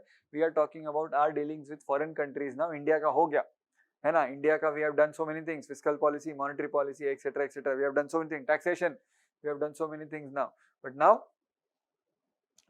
we are what are we doing here is ki now we will talk with or talk to our peers, our countries which we are sending goods and receiving goods and services from, right? So I will give you time to write here. Please write this down. Please pause here if you want to write this. I'll be sending the PPTs. Don't worry about that. Please pause here. 1. Please pause here. 2. Please pause here. 3. This we'll discuss in detail later on this. But these two terms, just write these two terms: bank run and import cover. Just pause here. This is fine. Just pause here. Very important. It is important to know which currency is being devalued or revalued or depreciated or appreciated. It is important to know this. है ना, because if you don't know, if you don't do this, which currency, then you will be confused. So the currency which loses its value, you have to trade more of that to get less of the other currency. 75 is 77. You have to give more of rupees to get $1. So rupee is being depreciated, or if this is artificial, rupee is being devalued, and dollar is being appreciated, or if it is artificial, dollar is being revalued. Okay? I hope you understood this lecture. I was honestly speaking, my health is a bit low, so the energy and enthusiasm is a bit low, and I am very sorry for that. I apologize for that. But if you have any difficulty in understanding this lecture, then I will be more than happy to accommodate all your queries, all your doubts. I don't think I have been this low in energy level in any other previous lectures, but since 2 days I'm feeling very sick, right? So please bear with me for I think 1 or 2 lectures more, then I will recover and then we'll be back to normal. Okay? If you like these lectures, honestly, if you like these lectures, please spread the word to everyone. The economy lectures are very good. You understand the concept. See, I'll tell you, in economics, everything is about concepts. If you don't understand the concept, if you don't understand consolidation versus stimulus dilemma, if you don't understand growth versus inflation dilemma, then what is there in economics? The macroeconomics mein yahi to hai. These are the things we read in monetary policy minutes also. These are the things they discuss. Okay? So, if you like this, then please spread the word. Online, offline, anywhere you like, on YouTube, on Quora, anywhere you like, please spread the word. It would help others also to get good quality content for a very less cost, right? And they can speak to me also. If any one of your friends has any doubt, you can always contact me, right? So thank you very much for bearing with me through this lecture of balance of payments. We have just started balance of payments. We have covered 2-3 concepts only. We are going very slow because once we understand this, then we'll be able to understand what government actions are being taken, and we'll also try to answer the question, why not $1, 1 rupee? Okay, that is the most commonly asked interview question also. Why not $1, 1 rupee? Why not 0% inflation? These are asked in interview. If inflation is so bad, why not monetary policy set the target at 0%? They can increase tax rates, government can increase tax rates, government can increase interest rates, take away the purchasing power, inflation drops to 1%, 0%. Why not that? And why not $1, 1 rupee? Because RBI has the power to do that. RBI can artificially revalue rupees and devalue dollars and come to $1, 1 rupee. Why not that? We'll discuss the second question, the rupee dollar wala question, in the next lecture. I hope you know the answer to the inflation wala question. Inflation incentivizes suppliers. If you don't, we always think from consumer angle when we speak inflation nahi hona chahiye. But what about suppliers? What about you are selling something, you are getting the same price over and over for 10 years, nobody will produce, and they need incentives, nobody will create employment, right? That is the answer. Same thing we'll see for this also, what is the answer to this, right? I hope you appreciate this, I hope you understood this. If you have any doubt, you can contact me, and again, please keep on revising. Constant revision is the key to success. Thank you so much.